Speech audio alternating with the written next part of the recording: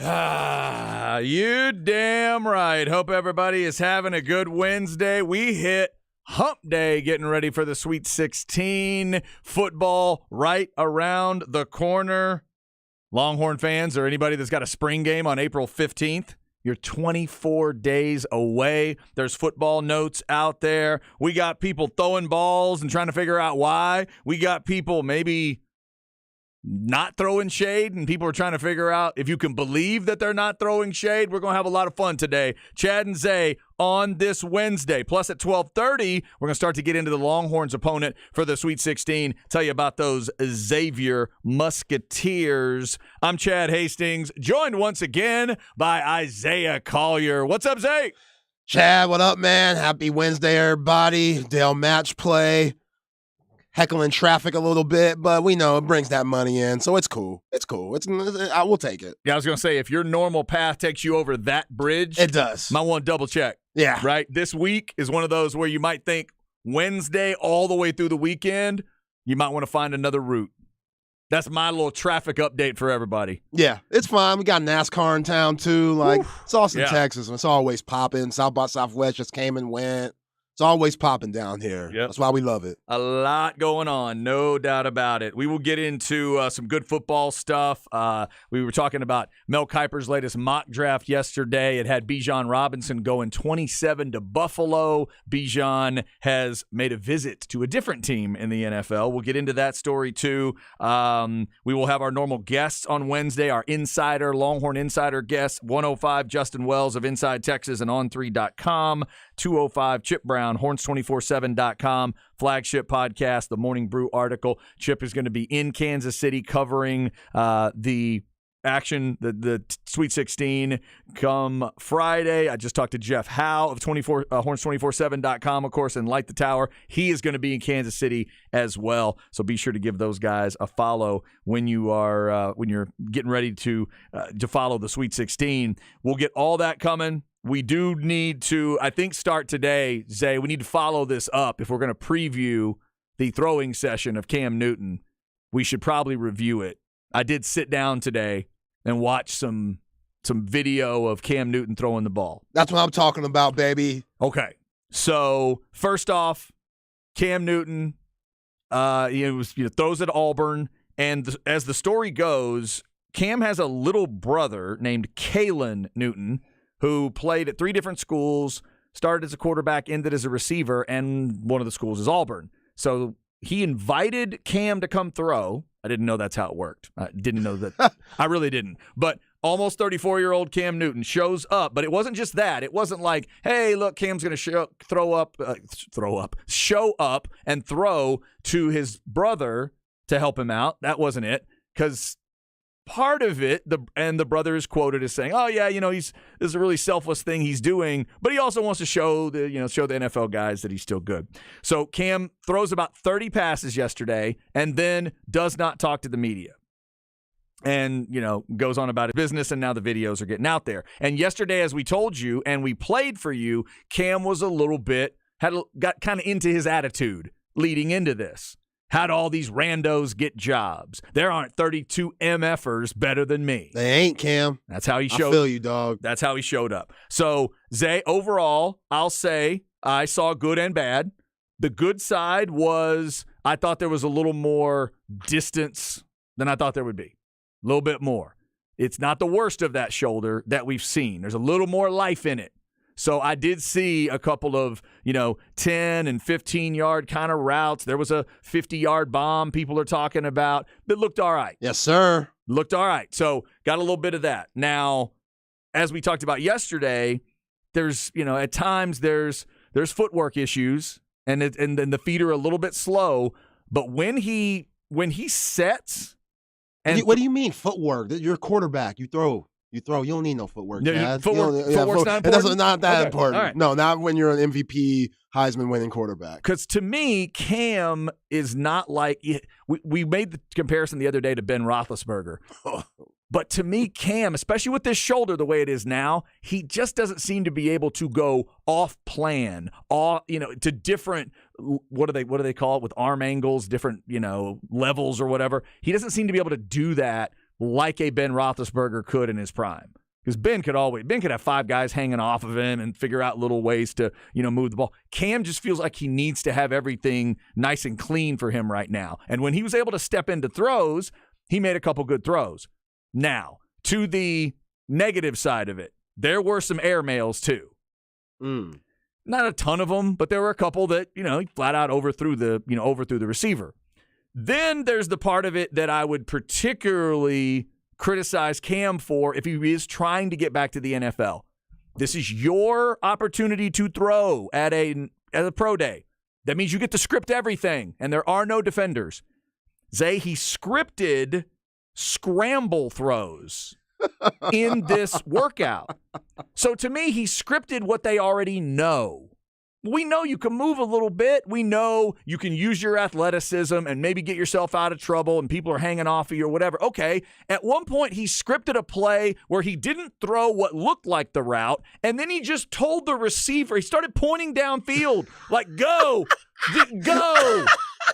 And the receiver takes off on a go route, and he throws the ball to him. It's like, okay. On the money, though. Was it on the money? It was there. Yeah, it was okay. Okay, that's what I'm talking about. Another thing overall, the ball just does not jump out of his hand the way that it used to. Whatever you consider Cam Newton's prime, the ball just doesn't have as much of a lively look to it. It don't got that pop. It doesn't have the pop. Whoever that kid was throwing with him, I did not look it up to see who it was, if that's an Auburn quarterback or whatever. That guy had more life on his passes than Cam did. Oh, yikes. So I don't think that looks great. But again, you're scripting this weird moment. Another weird moment was a guy runs a route, Cam airmails him by 1.5 yards, 2 yards, and then immediately grabs another football, has a football thrown to him, and then he yells at the guy, and the guy turns and Cam throws him the ball, the second ball.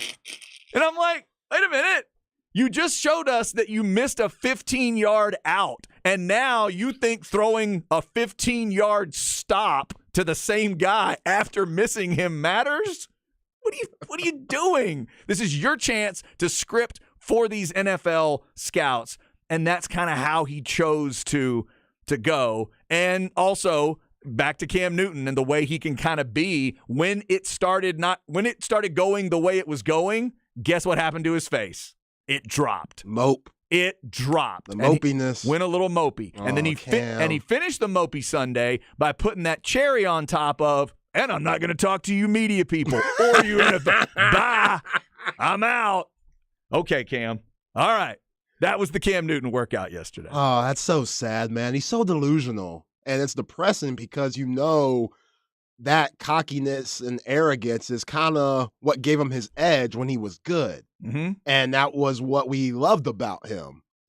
Seeing that guy laughing and smiling and joking around and then putting up 300 yards through the air, 100 yards running. He might be running over dudes, MVP type season. Like, that's what we love about Cam Newton.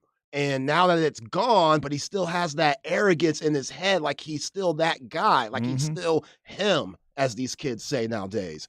He ain't him no more. And that, what you just described, like, that's all of it. And it's sad. And sometimes you just got to know when to hang it up.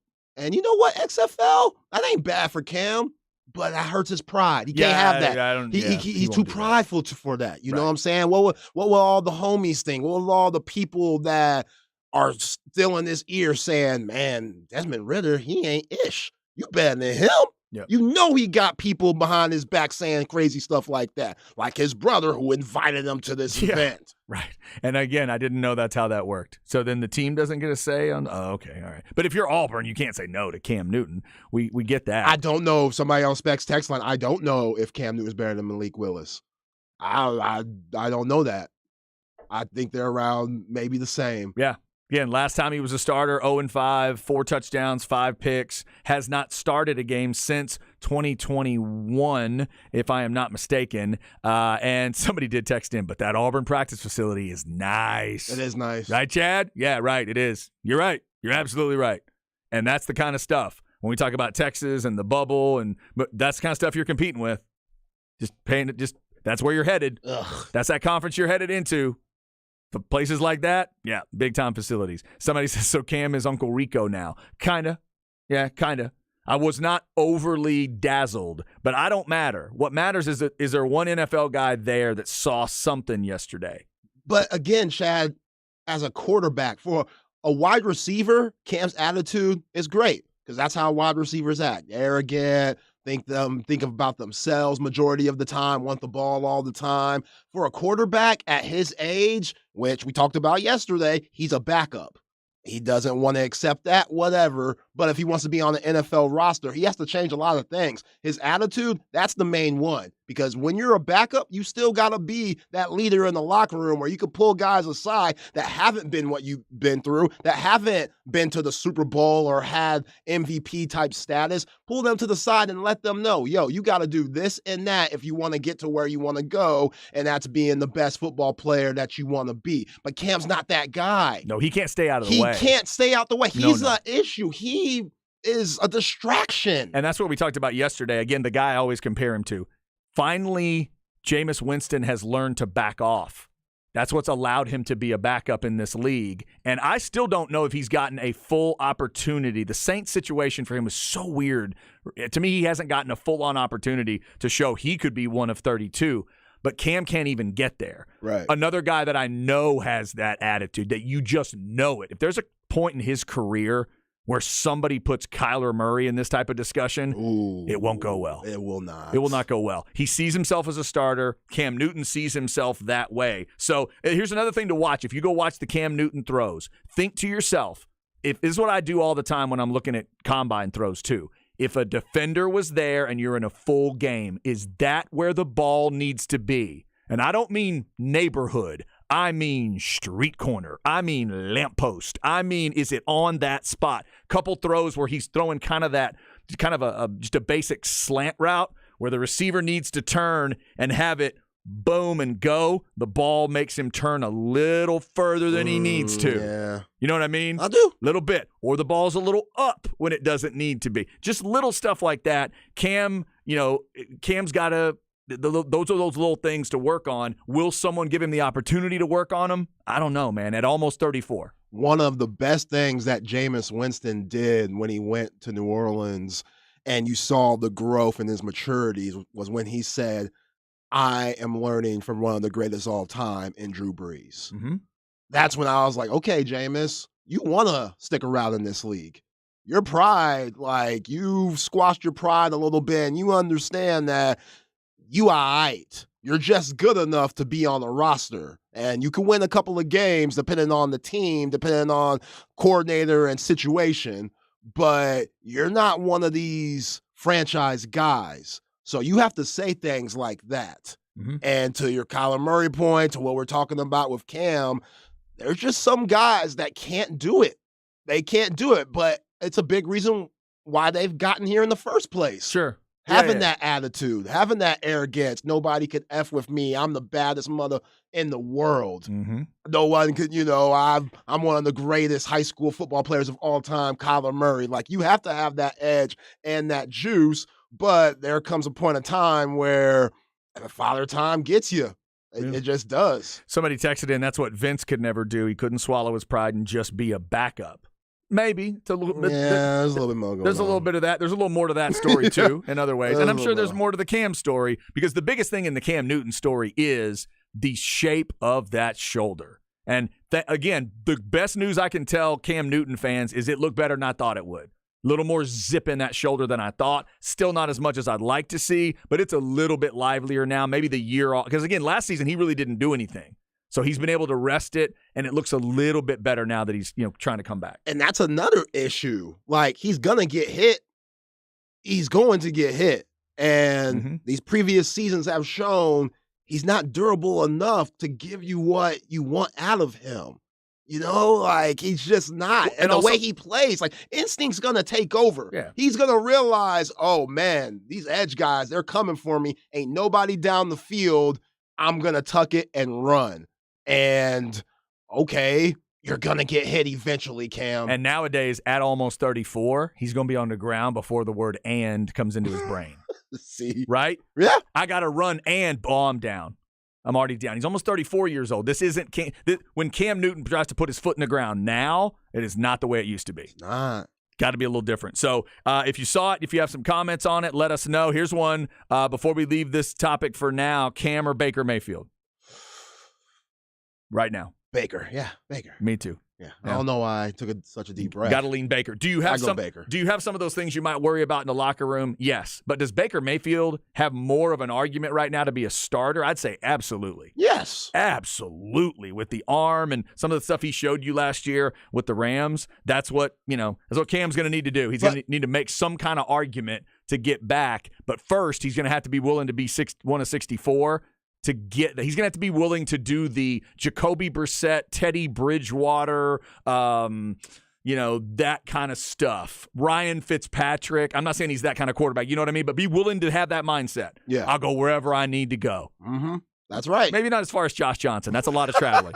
But you know what I mean? Just be willing to be that guy. Yeah. Yeah. And I think Baker at this point of his career, he don't got many chances left. No. Baker Mayfield, Lake Travis, great. I know y'all love him, whatever. He ain't got many chances left.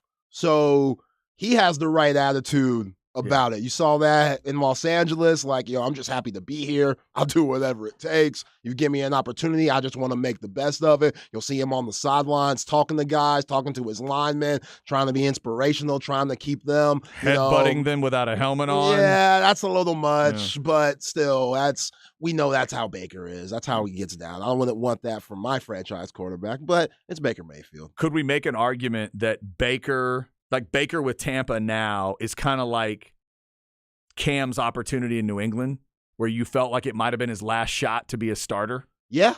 Because if this doesn't work for Baker Mayfield in Tampa, if he doesn't become the starter, if Kyle Trask beats him out, what now?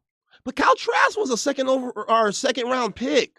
He ain't rump roast. No, I agree, but I'm just saying if a first overall pick in the draft gets beaten out by a second round quarterback, that's a different way of putting what does that mean for Baker? Yeah. At that point, we'll see. But the Cam Newton thing was interesting yesterday. That video is out there if you want to go check it out. Not every angle you see cuts Cam Newton out of the throws like his side of it was doing. So you can actually see a little bit more of what's going on. Baker Mayfield has his flaws, but he can convince you sometimes and make you believe as a team. Mm-hmm. And that's what he has going for him. I don't know what. It's weird. We know he's crazy as hell. He be running from the police and stuff. He got that in him. Yeah. But he still just has that moxie where old school quarterback that, I was a walk-on at Texas Tech. Nobody wanted me. Right. He has that, and you admire that of him. With Cam, it's just delusional. Yeah, now we're to a weird point. Yeah, we're to a weird point with Cam Newton. So we'll see where that goes. By the way, it's nice of you to say that he ran from the police. He only got up to race walking when that guy tackled him. Let's be honest. Baker never got to a run in that particular video. He tried. He did. He really thought he was invisible for about a half a second, and then he realized he was not. So the Cam Newton story will get us started today. We also need to get into the Gisele story at some point. Gisele Bündchen ends the silence. She does an interview with Vanity Fair talking about the divorce with Tom Brady, what happened, and going after all the rumors and all that stuff. We'll get to some of that. Also up next, we got a preview of the Xavier Musketeers. Longhorns taking on Xavier Friday evening. Zay will give you some of his thoughts on Xavier and what kind of a matchup does he think this will be for Texas. Plus, Bijan Robinson making some trips before the NFL draft. If you're a Cowboys fan, yeah, this trip's going to hurt a little bit. Could they actually take him, though? We'll look at the draft and Bijan and talk about that, too. Don't move. It's the Horn.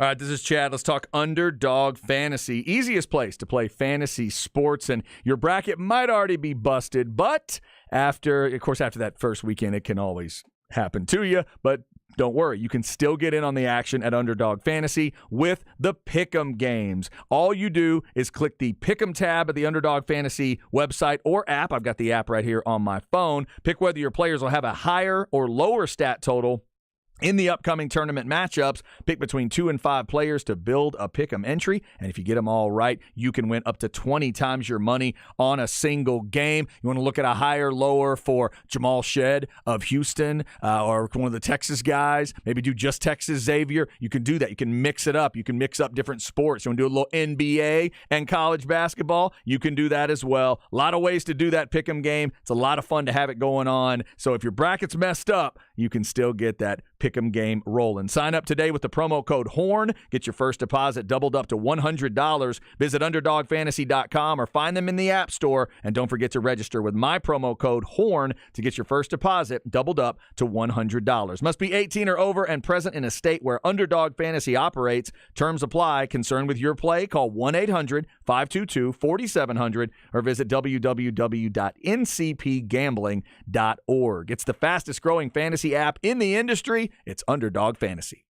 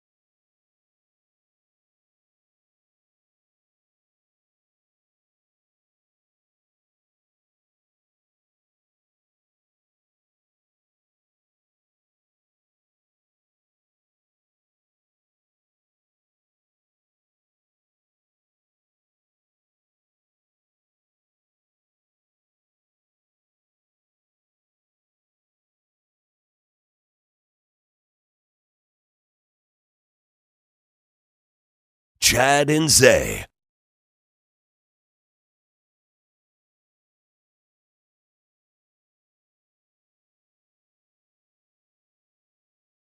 All right, I know that little lead in. I just need to hear the voice because I got like three things in my head. Here we go. Ah, yes. Okay. All right. I had like three different bands in my head when that song started. I'm like, wait a minute.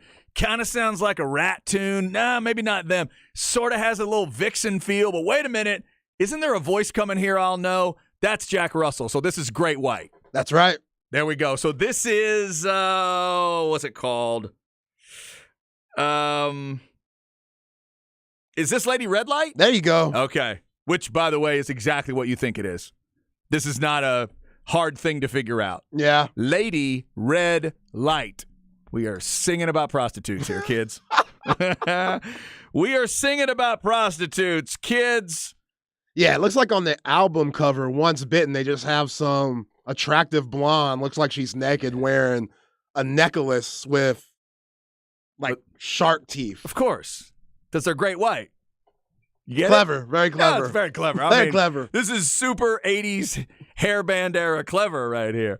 Lady Red Light. Great White gets us started today. It's Chad and Zay on this Wednesday. We got football stuff. We talked about Cam Newton throwing yesterday at Auburn. We'll get into that Giselle story at some point. We'll get you a preview of Xavier coming up. Speaking of Xavier and the rest of the bracket, don't forget about the All-Stat Bracket Challenge. We know everybody's bracket might be busted. Well, not everybody's. Zay's is still looking pretty good. But Texas is still in the running. Somebody's got to win this thing. Check hornfm.com. See where you stack up in the All-Stat Bracket Challenge. Remember, bragging rights and a 55-inch TV are on the line thanks to audio-visual consultations. And I checked today, there is a busted bracket function that you can use on there. So if you have, gone awry, if it's all messed up, I literally filled out another one today just real quick. So you can do that, get a little bragging rights, and at least say you got the Sweet 16 stuff picked correctly.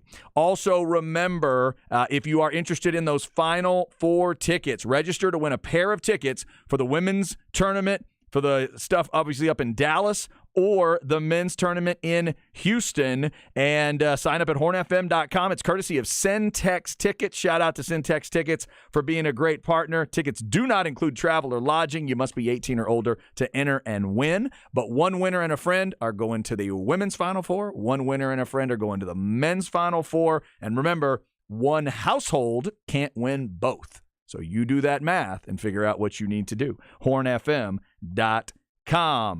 Also, quick note as we get into basketball discussion here, our man Scott Spinelli was unable to join us yesterday because he's a busy man, the former Boston College interim coach, and does a show on the Believe Network. We've had him on. We'll get his breakdown tomorrow at 12:30. So we'll get him at 12:30, former coach's perspective.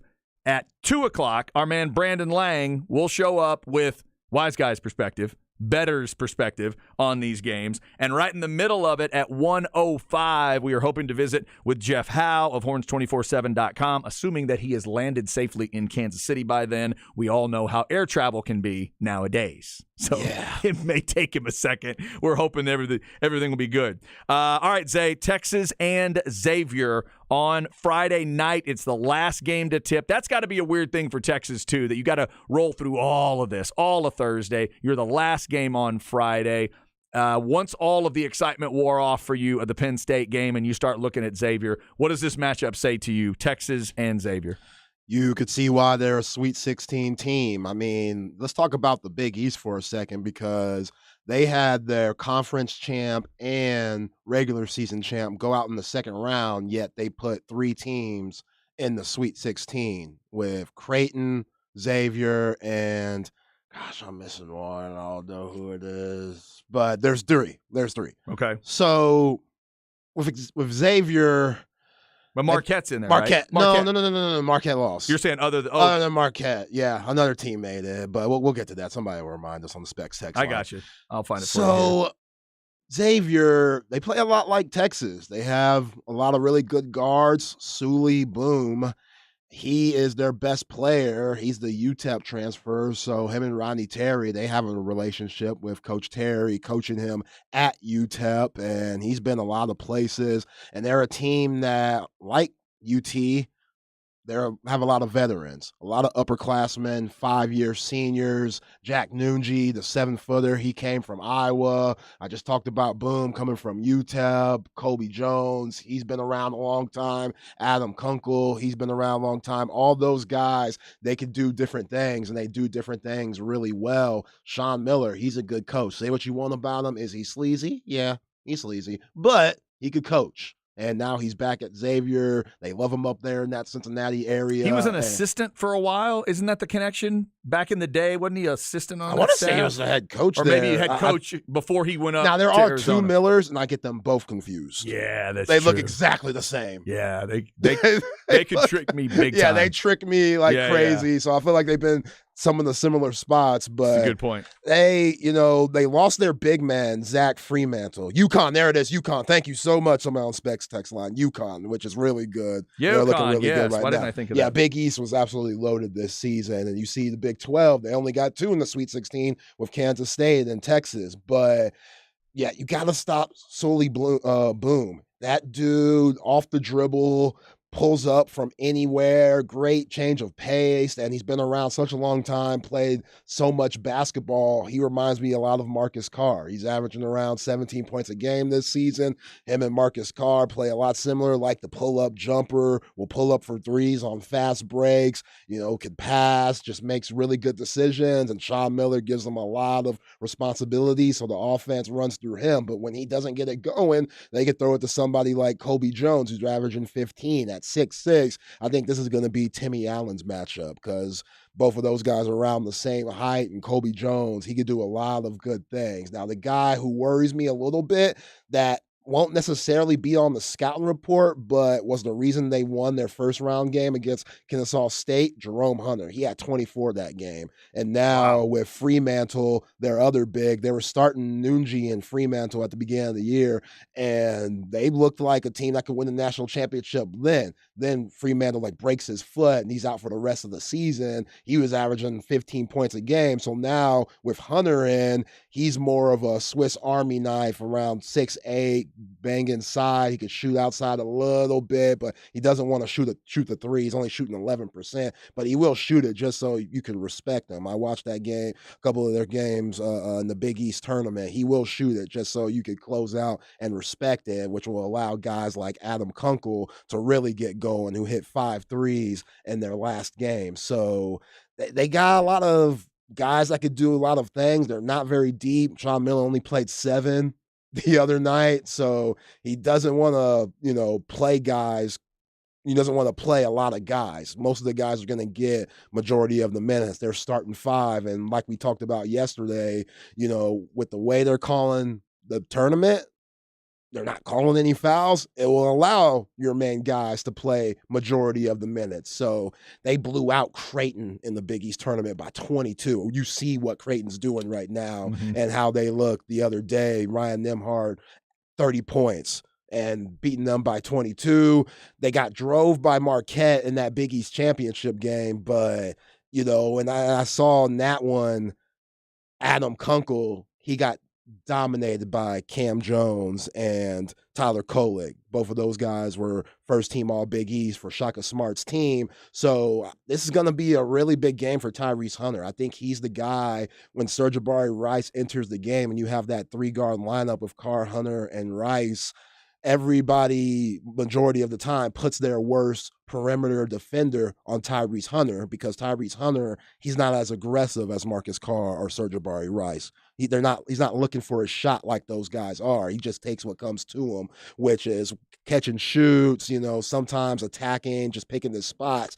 Tyrese Hunter really has to be aggressive in this game if the Horns want a chance. Because Noonji, I think him and Dylan Dessou, we know how good Dylan Dessou's been, the 28-10 the other night against Penn State, but Jack Noonji, he's good and he's skilled too. So this might be another time where you put Christian Bishop and Dylan Dessou in at the same time, because I think Christian Bishop, he can hang with, Jerome Hunter. He could definitely hang with him, especially the physicality that Jerome Hunter could put on guys. But if you attack guys like Adam Kunkel, you can't hide him. And Sean Miller wants to play him 35 minutes because he's such a good shooter, but he's the slow-footed guy on the team. If Tyrese Hunter could attack that guy and attack all his matchups and keep the pressure on Xavier, then the Horns, they got a good chance to move on to the Elite Eight. Specs text line is there for you, 337-3776. Somebody texted, Xavier looks like they want to move fast on offense up the court. Pace-wise, is that correct? Does Xavier want to get out and go? Yeah, but they'll play any style. They will slow it down, throw it to Nunji, and Nunji, he has good footwork. Now He's a solid big man. If people remember the name, he was at Iowa before. They have 3 guys that transferred. You mentioned Boom already, San Francisco and UTEP. Kunkel was at Belmont before this, and then Nunji was at Iowa. So this is a great example of the transfer portal era of college basketball. Yeah, a lot of grown-ass men on that Xavier team. That's why they're very similar to Texas. They got a good big man that could score. They got guards that could shoot it. They got a really good point guard that makes things happen with his playmaking and his scoring ability and boom. And then they got pretty athletic wings that are physical and could fill up the scoreboard too. So this is a really good squad, and you can see why they got second place in the Big East tournament, which the Big East is showing us with those 3 teams, UConn, Creighton, and Xavier, that they might be the most underrated Power 6 conference left in the tournament. And then just to clarify again, you said once Fremantle suffered that injury, he's been out the rest of the season. Yeah, he's done. He has that surgery. Gotcha. Okay. Which he would have been a problem if he would have played, but they would have been a different team in a different style if he would have been playing. But as you're pointing out, Hunter sounds like he's really, really stepped up for them. 24 in the last game for Hunter? No, against Kennesaw State, the round. The first round game, 24. Gotcha. Texas and Xavier, remember, it is the late tip on Friday, and because we pretty much know it's going to push a little past 8:45, it's an 8:30 pregame start on the network for you here on the Horn, and then tip should be around 9, scheduled for 8:45. Obviously, the Houston-Miami game is before that. We'll be talking tournament throughout the week. That trip Bijan Robinson made was to Philadelphia. He tweeted out a picture of Philly, so he's making a little extra visit here to Philadelphia. Philly picks 10th, and Philly picks 30th. Zay, I know for sure they could have him with one of those picks, but I'm not sure they could have him with both of those picks. Yeah, we'll see if the Eagles do something, maybe try to move up, but nah, I don't think they could get him at 10. That's too early, and 30, he'll be gone by then. 30's gone. He's gone. They got to figure that out. What you wonder is, would they like him enough that when you get to that neighborhood where the Cowboys are about to pick, especially if the Cowboys don't take him, are the Eagles headed up somewhere? Would the Eagles head up ahead of the Cowboys just to make sure?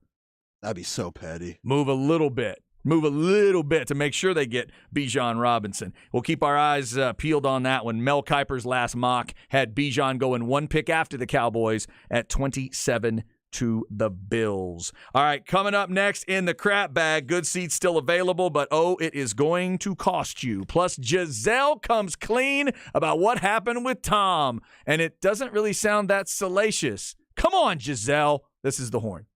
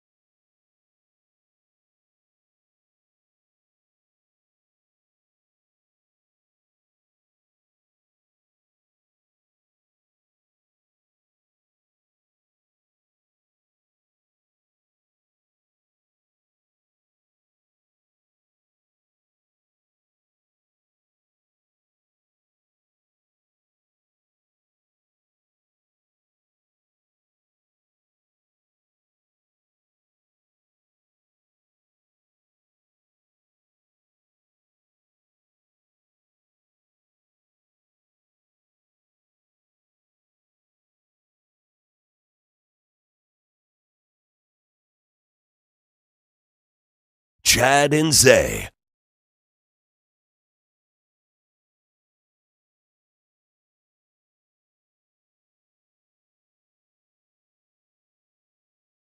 Oh, goodness gracious. It is Wednesday.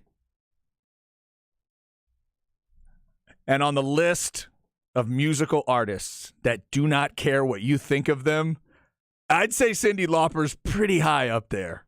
Oh, I love me some Cyndi Lauper. She Bop by Cyndi Lauper, correct? Correct. I can tell you what this song's about, but your kids might be listening. So Uncle Chad will save them. Y'all look that up if you don't know. Cyndi Lauper, this is from the first record. The more I think about it, the more I think that somewhere in the album discussion, you and I both just need to listen to Cyndi Lauper's first album and see what it's like.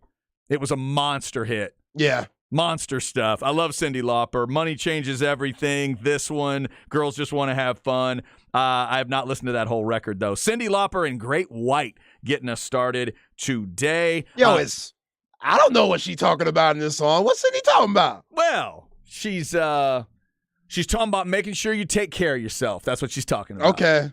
One should always be able to take care of themselves before they can take care of anybody else. Okay. That's what Cindy's talking about. I've been also watching. Yeah, because bop means different things. Yes, it can mean very different things. Yeah, you know. Yes. Cindy is talking about a specific type of bop in the song.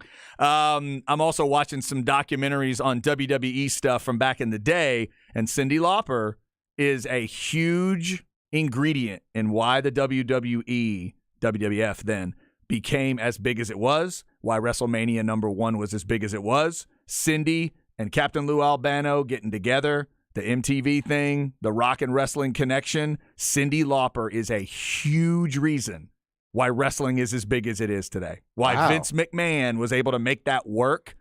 The little short crazy singer with the red and yellow hair. Yeah. She was a big part of it, man, because then once they got to WrestleMania, she was there, Liberace was there, Muhammad Ali was there, and it just exploded. I never knew that. Yeah, it's a really cool part of the story. Apparently it was somebody, those two on a plane maybe started talking and realizing they kind of respected each other and liked each other, what they were doing, and then, and then they were everywhere together. Captain Lou screaming and yelling. He's her dad in the video of Girls Just Want to Have Fun. That's Captain Lou Albano, the guy who wore rubber bands all over his face. You remember Captain Lou?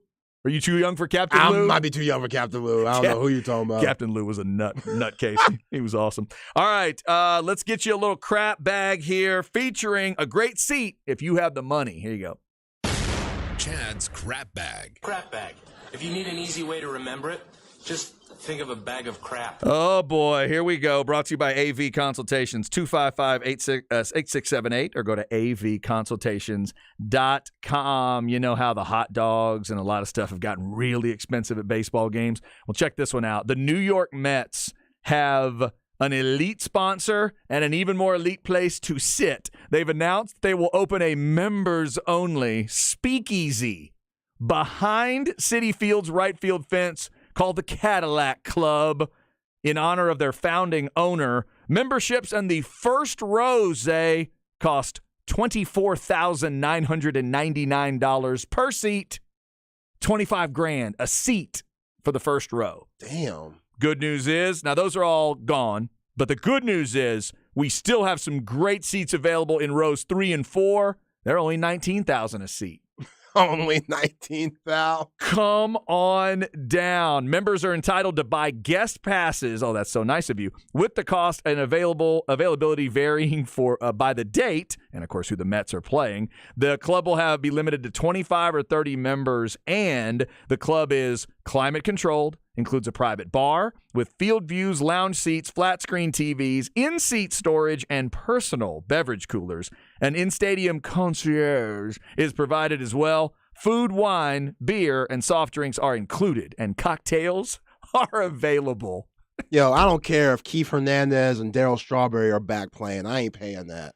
Okay, let me understand that last sequence. Food, wine, beer, and soft drinks are included, and cocktails are available. You're telling me if I'm willing to pay $25,000 a seat for the right to be there and all that mess, I can't have a cocktail for free? You're making me pay for the cocktail? It's New York City, baby. Dude, that is crazy. Yo, y'all ain't the Yankees, Mets. Dude. I can see the Yankees doing something like this, but y'all, Like high rent. 86 was a long time ago. Hey, they just you know what this is about. They think because they got Verlander, people are gonna show up. He's been there for like a year, if that. Yeah, they're just trying to get. I mean, Kate Upton, I get her showing up. Yes. Like, you gotta make some moves when she walks in the building, but this seems a little much. Oh my goodness, that is a little hefty, little bit hefty there. All right, elsewhere in the crap bag, shout out to Holly Holm, one of my favorite fighters in UFC. When you kick Ronda Rousey's head near about off her body and change her whole career, we're always going to remember you. Holly Holm, 6-fight deal at 41 years old. You go, Holly. We haven't really seen that on the women's side yet. There have been some men in UFC over 40 years old, go on runs, go after titles, and go get titles, at an extended age. We haven't really seen, the women's divisions haven't really been around long enough, I guess, for it to happen. Holly's going to kind of maybe try to be the first one to do it. Be careful. Be careful. If you get in a cage with Holly Holm and they close that door from the outside rather, whew, be careful. Be careful when she starts kicking, man. Yeah, she don't play. She's a kickboxing legend. So what's the age range for women fighters? I mean, prime. What do you usually see? What's Lioness? What's her name? Nunez. I think Nunez is into her 30s now. My gut would be late 20s. Okay. I mean, that was what I would think, but that would be 40, man. Yeah, exactly.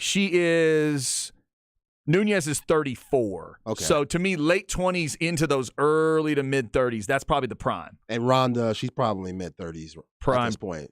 Yes. I will check on that one, but I think you're probably right about that. Yeah, and I've not heard anything about Ronda wanting to come back. I think Ronda's done.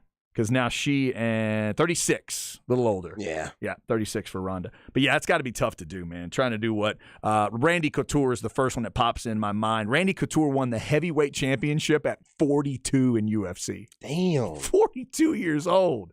Crazy. That's that old man strength. It is, yeah. Some of those dudes are just dudes. They're just fighters, man.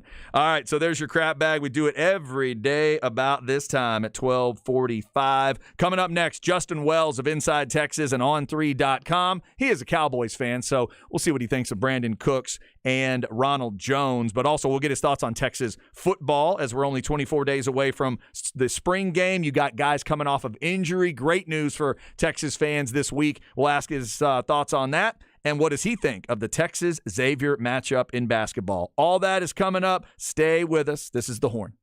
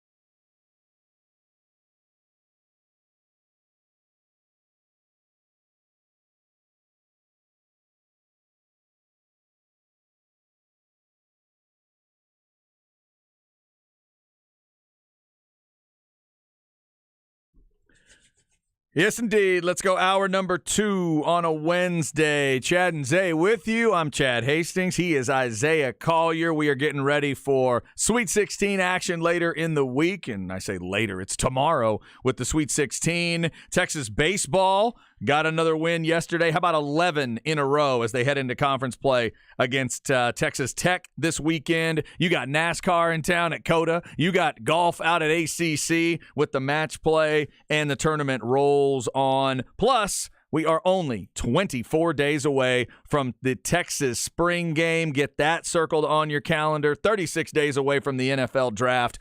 Football never dies around here. And with that in mind, let's bring in one of our favorites on the Vaqueros Cafe and Cantina hotline. Every Wednesday about this time, we give him a shout. It's Justin Wells, Inside Texas on 3.com. He's at Justin Wells 2424 on Twitter as well if you want to give him a follow. Justin, how are you? I'm doing well, guys. How are you holding up in this day before the Sweet 16? Yeah, no. Feeling good, baby. Feeling good. It is that. I can hear You that. like how that sounds, Zay? Oh, it sounds so good. You like how that sounds? 15 long years, Justin Wells. I was 17 years old. 15 long years. It is a tough thing to achieve. It's not something you should ever expect. There's some fan bases that expect it every year as an automatic. It's a tough thing to do, and obviously the Longhorns have now gotten those first 2 big wins. They advance. Justin, give us your thoughts of what you saw against Penn State. I was really impressed with Texas, really all season, Texas' ability at times to answer questions, to answer a run from the other team. In years previous, we've seen them kind of wilt a little bit in those situations, but I like the way they stood up against Penn State. What'd you think of the performance? How you feeling about this team headed to the Sweet 16? Well, I'll say this. If you're kicking ass going through the last 2 weeks, going into March Madness, that's the time to peak, and that's exactly what this team is doing. They went through the Big 12 tournament rather quickly, which was a little surprise to me. I wasn't expecting the Dylan DeSue show, especially missing Timmy Allen. Then you carry it over to the first 2 games, and I felt like they were in control of both games for majority of the time. And then you hit that streak of about 4 minutes left against Penn State, and they take the lead. I think it was a 3-point lead, 4-point lead. And that's when you were like, okay, I've seen this Texas before. Okay, this is where it ends before. And all of a sudden you had a bunch of veterans, and Rodney Terry decides, no, we're not done yet. DeSue puts it on his shoulders, scores, I think, 6, maybe 8 straight points. Marcus Carr had a big bucket in transition. And before you knew it, a team with a lot of veterans, a lot of experience, a team that is a Sweet 16 caliber team all season long, has finally made it to that point. And you get the sense they're not done. You get the sense that this group, if they were younger, I would definitely be a little bit more worried. But if you accumulate the years of experience that's on this roster and the amount of times these other guys have played in the tournament, played in big games, this is when that matters. You won't see it in November. You sometimes won't even see it in a lull in February. In the tournament, that's when it comes out. That's when the experience pays off. And you have to notice also, these kids love playing for Rodney Terry. These kids absolutely, when it's more than just about them, that's when you have a special season. I feel like Rodney Terry is going to be named the head basketball coach at the end of the season. I feel like he's completely deserving in that manner. And again, I don't think they're done because these guys are playing for each other and they're playing for their head coach. And when it's player-led, that's when special things happen.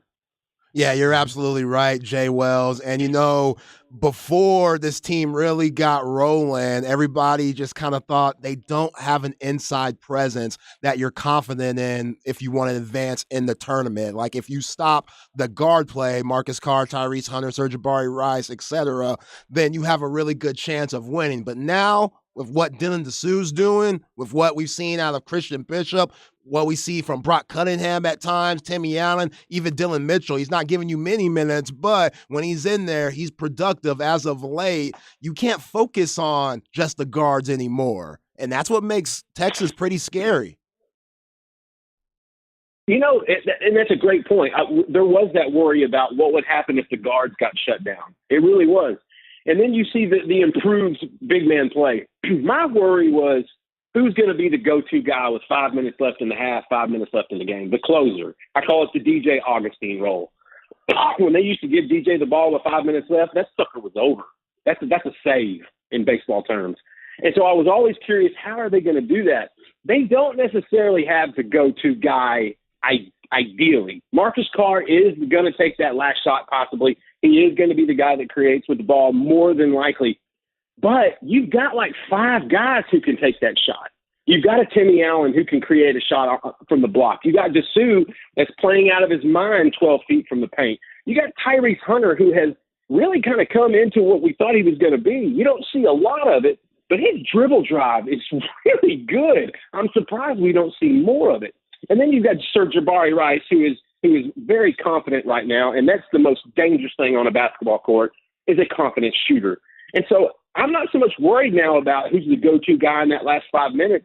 I'm thinking they're going to let the defense pick their poison, and they're going to go with the hot hand. And let me tell you something. If you're playing against Texas, that's absolute hell to plan for. Yeah, no doubt about it. Talking with Justin Wells. So, Justin, in this matchup, obviously they have the matchup coming up with Xavier, but you as an East Texas guy, I got to ask you, what's that place going to be like? If Houston is able to get by Miami and Texas is able to get by Xavier, what's it going to be like Sunday for a trip, not in Houston, but for the trip to Houston, Texas and Houston in Kansas City for the trip to H-Town? That's going to be some craziness in that building on Sunday if it comes down to it.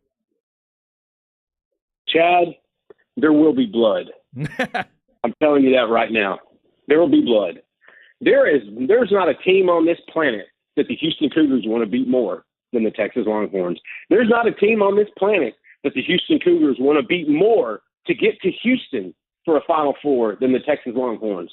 You can't give. There's no motivating speeches. There's nothing Kelvin Sampson had. Just roll the ball out and go, because there will be complete motivation on both ends, and it also works for Texas end because they'll know that they got one team ahead of them. That they're right. They're one step from that Final Four. Yeah. And Rodney Terry's a guy that's been very familiar in Austin with runs to the Sweet 16 and Elite Eight, and he understands the process, and so.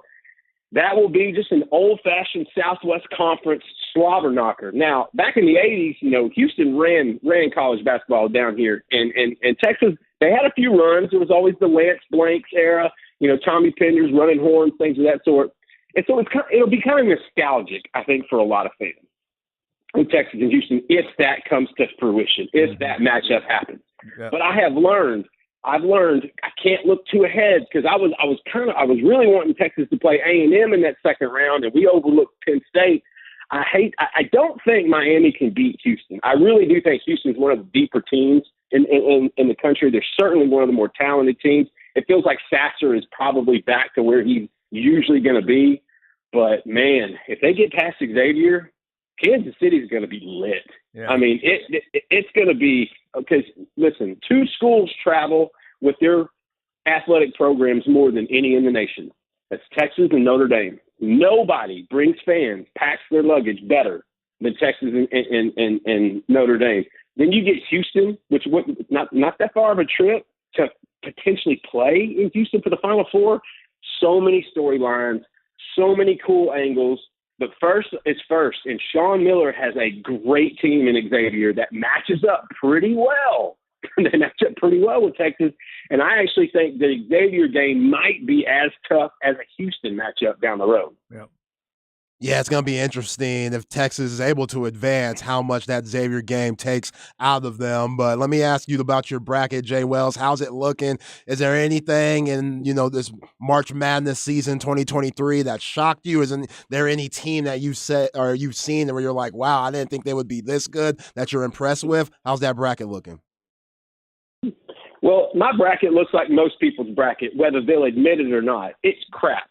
And when I went chalk earlier, I went chalk pretty early, and so I had my behind handed to me.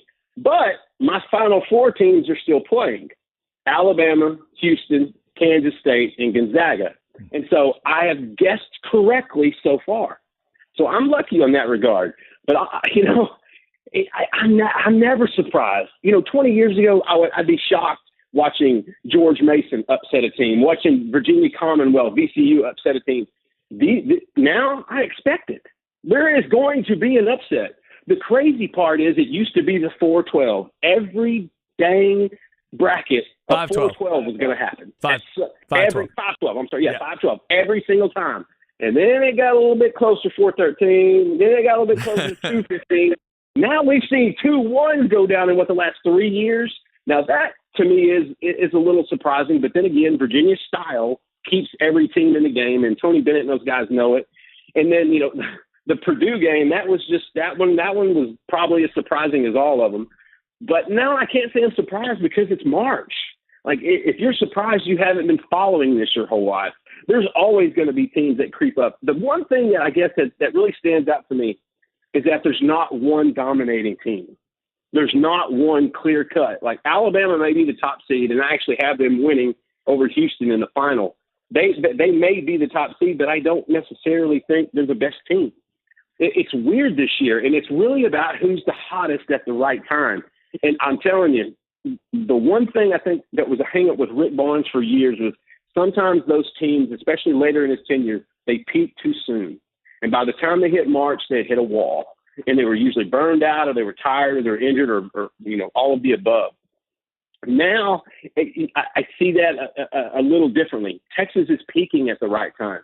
They couldn't have picked a better time to start playing hellacious ball than the Big 12 tournament. There can't be any primer that would have got them more ready for this NCAA tournament than that Big 12 tournament. And here's another thing that people aren't talking about, a little side note.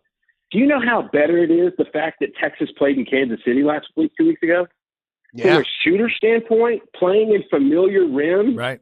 Let me tell you, it makes a world of difference. If you've been in that gym for a week shooting around, you come back 2 weeks later, let me tell you, you know where your spots are on the floor. You know your depth perception from the stands behind the goal.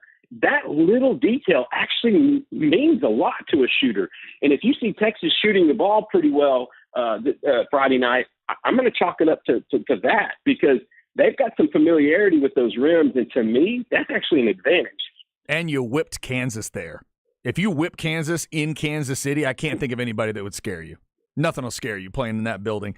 Texas and Xavier, of course, coming up Friday night. Last game to tip, 8:45 or so on Friday evening. You'll hear it right here on the Horn. We're talking with Justin Wells. Justin, let me get a football question in here. Good news for Longhorn fans as Malik Murphy, Jonathan Brooks, and Isaiah Neyor are able to get back to practice. If I was a Texas fan, the one that would really stand out to me there is Neyor, because I know Sark wants to get that passing game going. Talk to me about Isaiah Neyor from what you've been able to see, or if you've talked to somebody that's gotten eyes on him. How's he looking in able getting this started, and how much do you expect from him in 2023?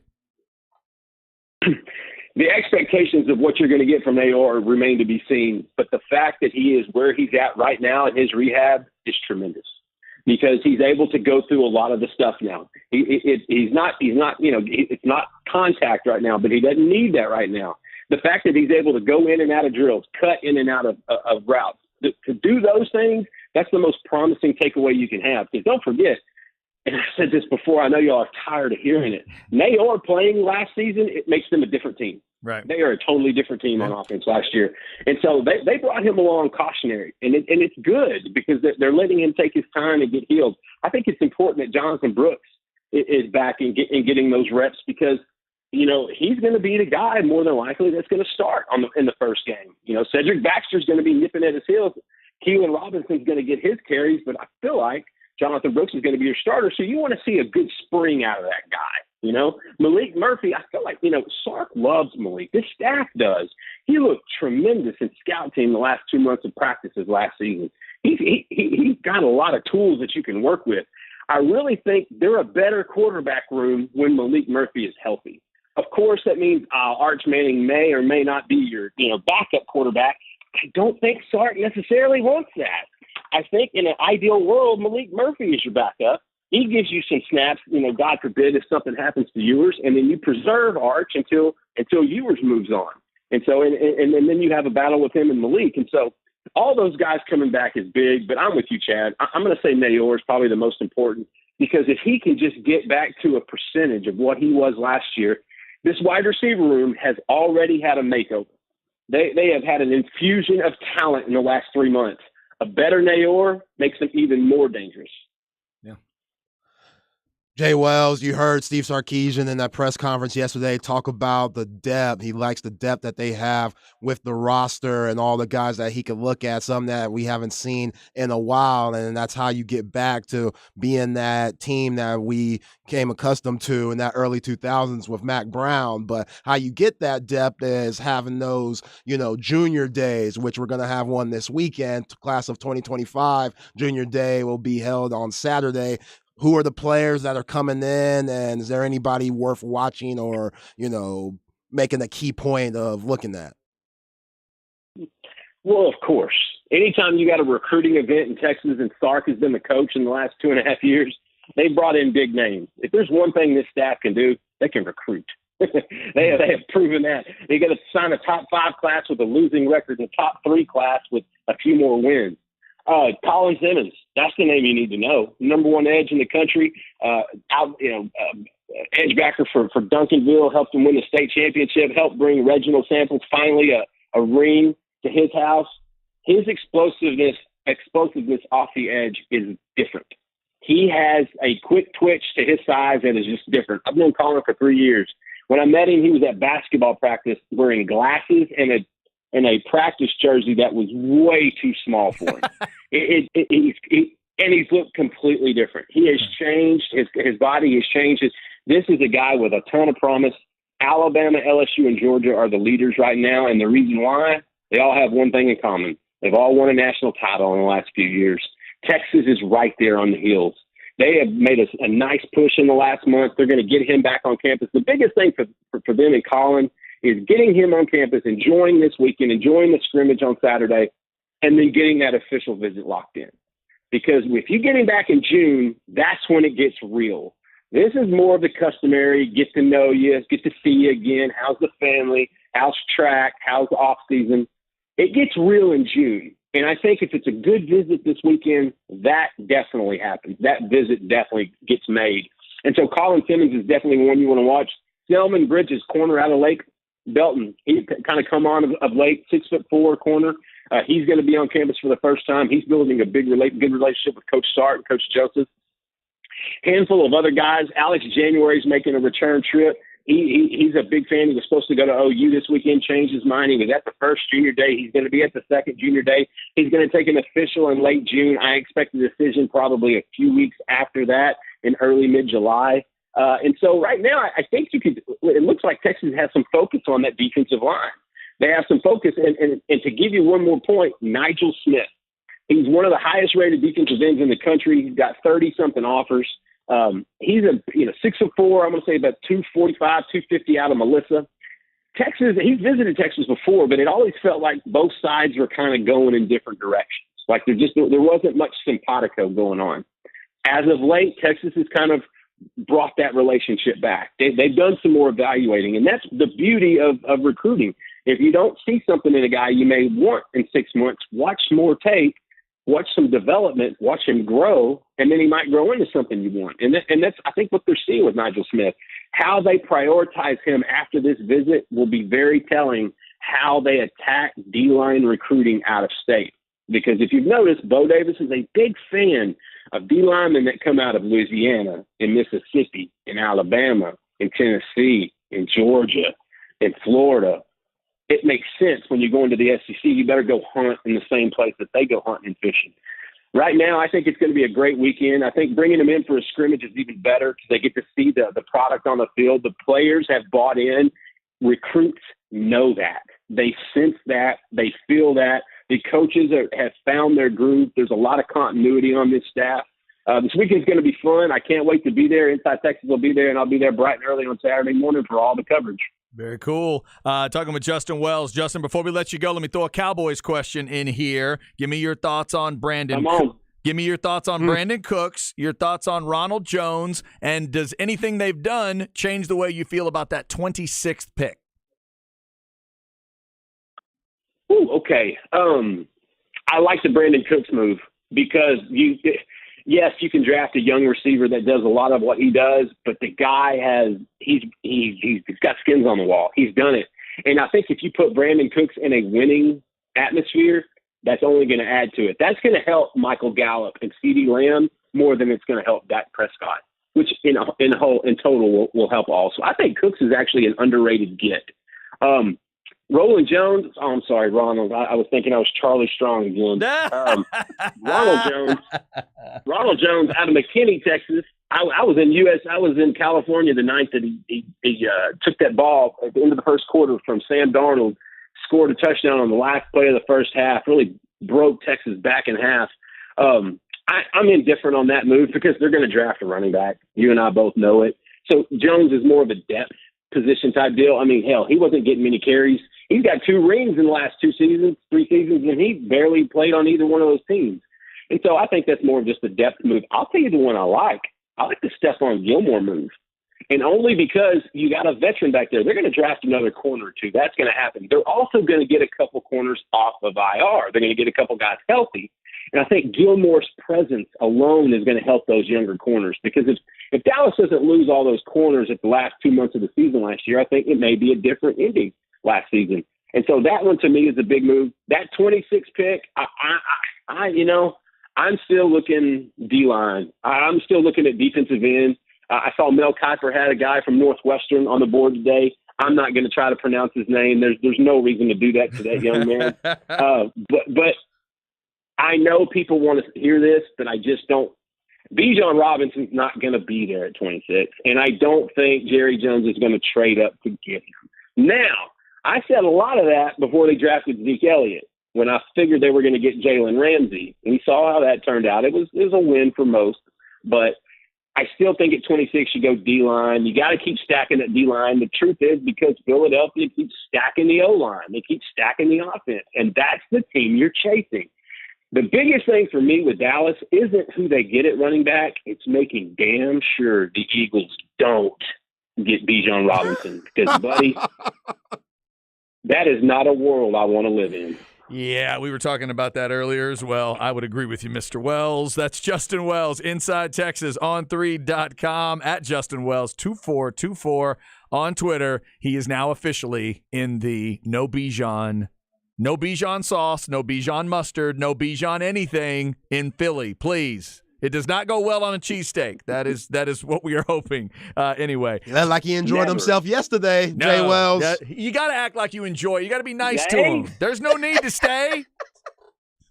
Tell him, Justin, there's no need. He's over there stoking the fire. We don't need that. Yo, them cheesesteaks. You've ever had one of them cheesesteaks, Jay Wells?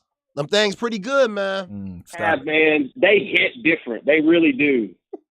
Hey, Texadelphia is still making good cheesesteak. Right? Hey, I miss Texadelphia. I love Texadelphia. Thank you. I do too. Texadelphia with the mustard blend is just fine. Bring that back. Nothing wrong with that. There's plenty. There's with the chips, exactly. All right, I'm gonna go eat lunch. Yeah, exactly. Thank you, Justin. Have a good week, brother. Nothing but love, gentlemen. Thanks, Jay Wells. Oh, my God. Justin Wells, some good Texas talk, some Cowboy stuff, and he got us hungry at the end. Yo, Texadelphia, so underrated. Are they really gone? Are there still Texadelphias out there? I want to say there's one left, but I don't know where it is. Ooh, I do love me some Texadelphia. All right. Thanks to Justin for his time. Coming up, we'll get you the Flex segment. Wednesday Night Flex Show returns tonight, along with our other Wednesday night shows. We'll get you set up for that. Plus, some awesome base running. Not in the flex area, but we still have to give her love. And it brings the question up, did you ever use the oldest trick in the book and it actually worked? We'll talk about it on The Horn.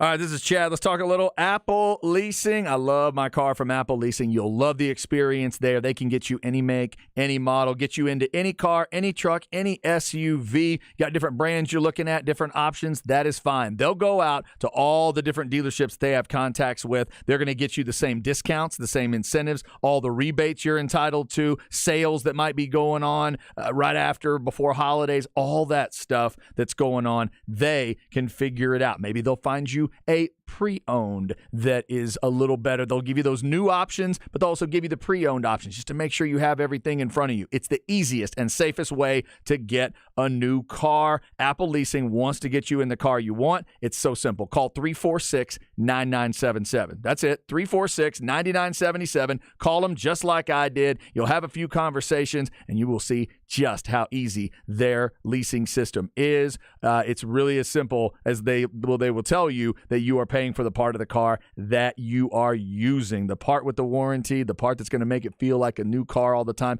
and it helps you set your finances up in a big, big way. So check them out, 346-9977. Be sure to tell them you heard about it here on The Horn. You can also go to appleleasing.com.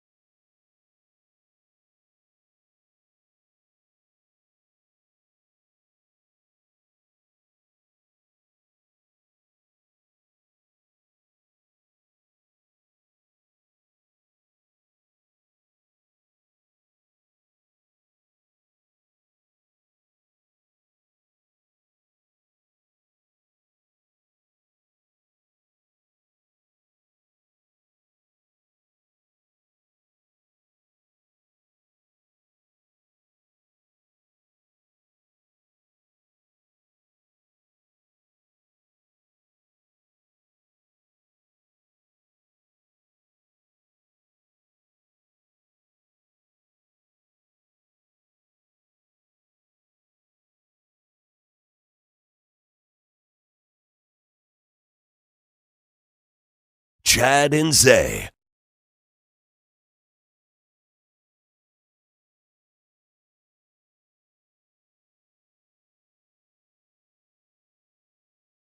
Okay. I like it. I don't recognize it, but I like it. It's a good feel. Feels like we might be solving some crime in the 70s is what it feels like. What do you got here? Dave in the Cave exclusive. He just came in, dropped off a sheet of paper. Yes. And I'm playing the song. It's called Pimp Walk by Bohannon. I don't know who Bohannon is. Like Hannon. Yeah. Bohannon. It's called Pimp Walk. Well, it kind of has a feel to it. Oh, it's a Pimp Walk old school feel. I can feel somebody pimp walking to this. Again, in my mind, the way I grew up, this is somebody pimp walking to solve a crime. Yeah. This is the badass cop in a badass leather jacket. Has a fro. Has some kind Has of some type of fro. Some kind of fro working and a big muscly car to get into. Right. And this is how they walk to the car. Right here. Yeah. I need this beat in my head every day. Everything would be cooler. I need this. If I'm walking in the grocery store and this is in my head, that'd be fantastic. All right, so shout out to Bohannon. We also had Cyndi Lauper and Great White earlier in the show. Hope you're having a good Wednesday. If you want to throw anything at us, it is the Specs text line, 337-3776. Also, as long as we're playing some music there and thinking of music, we would remind you only a few more days to get your True Grit Rodeo fix. Rodeo Austin closes this weekend. If you have not made it out, now is the time. Pro rodeo action, live music, carnival, petting zoo, festival foods, and the 100X Club. Visit rodeoaustin.org or the concert calendar at hornfm.com. Always a good time out there at the rodeo, and always a good time talking sports. We got a lot of sports crossing up this week with COTA hosting NASCAR, with ACC hosting the match play one more time. By the way, all you golf folks, have a great time out there. It sucks that it's not going to be there anymore, so soak it up one more time. Maybe they'll come back one day. Who knows? Maybe they'll reset it at some point, but I know a lot of people love going out to that event. So best of luck to all the golfers. Interested to see if maybe Scheffler can go back-to-back. Longhorn, back-to-back on the winning side. But you have so many big names in town, which is so cool. You get names like Rahm and McIlroy and Spieth and all these big dogs coming in to battle that course. So that's going on this week. And, of course, we're getting you ready for Sweet 16. Texas and Xavier, Friday night late, 8:45, 9 p.m. Before we get to the flex segment, Zay, I rewatched the end of the Texas women's game to see if I could figure out sort of what was happening between the Texas player and the Louisville player. Yeah, Sonya Morris and Van Lith. Van Lith, yes. All I could do was you could read the lips of the Texas player, Morris, saying, "You call me a B again." It felt like it was starting to be a little bit of a, "You call me that again." And as soon as she said, "You call me that again," that's when Van Lith said it again. That's when Van Lith stopped and just started walking. But I swear she says it again. Does she? See, that's where I couldn't read the lips there. She goes, saying "Okay, something, B." And then kind of does okay. I ain't trying to worry about that B. Yeah, she was not not happy. Oh, man. Not happy. She was fired up at the end there. With those 21 points she gave us, it didn't look good. It ain't look good. Yeah, that's tough. I don't know if I would have I'm not sure if I would have gone at her with that exact attitude, but, you never know. The emotions are obviously high right there after the game. So, thankfully, there was nothing there. A little verbal dust up. Never hurt anybody. A lot of good emotion at the end of a game like that. We'll see what Texas and Xavier have on the men's side. Right now, let's get you a Flex 30 segment. Speaking of girls with attitude, we got a girl with some attitude on the base pads, and we'll tell you about tonight's Flex show. Here we go. Flex ATX for the best high school sports coverage. Listen to the Horn and go to FLXATX.com. Flex 30 is brought to you by Brain Vault. Brain Vault is a revolutionary and patented mouthguard that has been proven to help reduce the risk of concussion. Visit BrainVault.com and join the movement. FLXATX.com. And, of course, check out the Wednesday night Flex show tonight. We told you yesterday, but we'll remind you, Bryce Hager, obviously a local legend. He's going to be on the show tonight. And they're also going to have former Hayes running backs Zach Obara and Kyrie Payton. And part of the idea they're putting together tonight is to have Bryce Hager on and talk about, the goal of being a high school star, being a good player, and trying to get to the next level, and then ultimately that next level, which Bryce has obviously done. So should be interesting tonight. That's 7 to 8 on the Wednesday Night Flex Show. Then you got the Longhorn Blitz podcast at 8 o'clock. And that, of course, is with Jeff Howe and Rod and Matt Butler. And 9 o'clock is Fight Night with the guys talking about all the stuff with UFC, boxing, MMA, and all of that. And then sports guys talking wrestling at 10. And we are, of course, in the lead up towards WrestleMania. It is that time of year. So we got a full Wednesday night lineup tonight. Good guests for that show.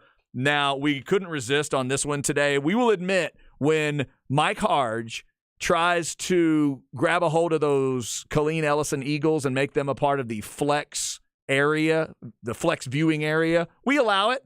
We allow it. Yeah, we accept it. We will go ahead and accept that. We know going into this discussion that Carthage is not in that area. All right, we get it. We get it. But my man Zach Lucero from the Flex Crew sent me this video, and we had to talk about it today. I retweeted it. Zay retweeted it. Remember, at C Hastings 1049 for me and at ain't_that_Zay for Zay. So this is Carthage softball and a senior named Jada Walton. You go watch the video. The title, it's one of the media guys in their area out there in Carthage, and titled it, Carthage senior Jada Watson refused with every fiber of her being to be tagged out at home. So when you go watch this video, you're going to see a pretty basic play. We've seen a lot in baseball and softball. Runner on second, grounder right up the middle. Actually, runner on second and third. And the runner on second is coming all the way around, and it's Walton. She avoids the tag out wide. She ends up on all fours at one point,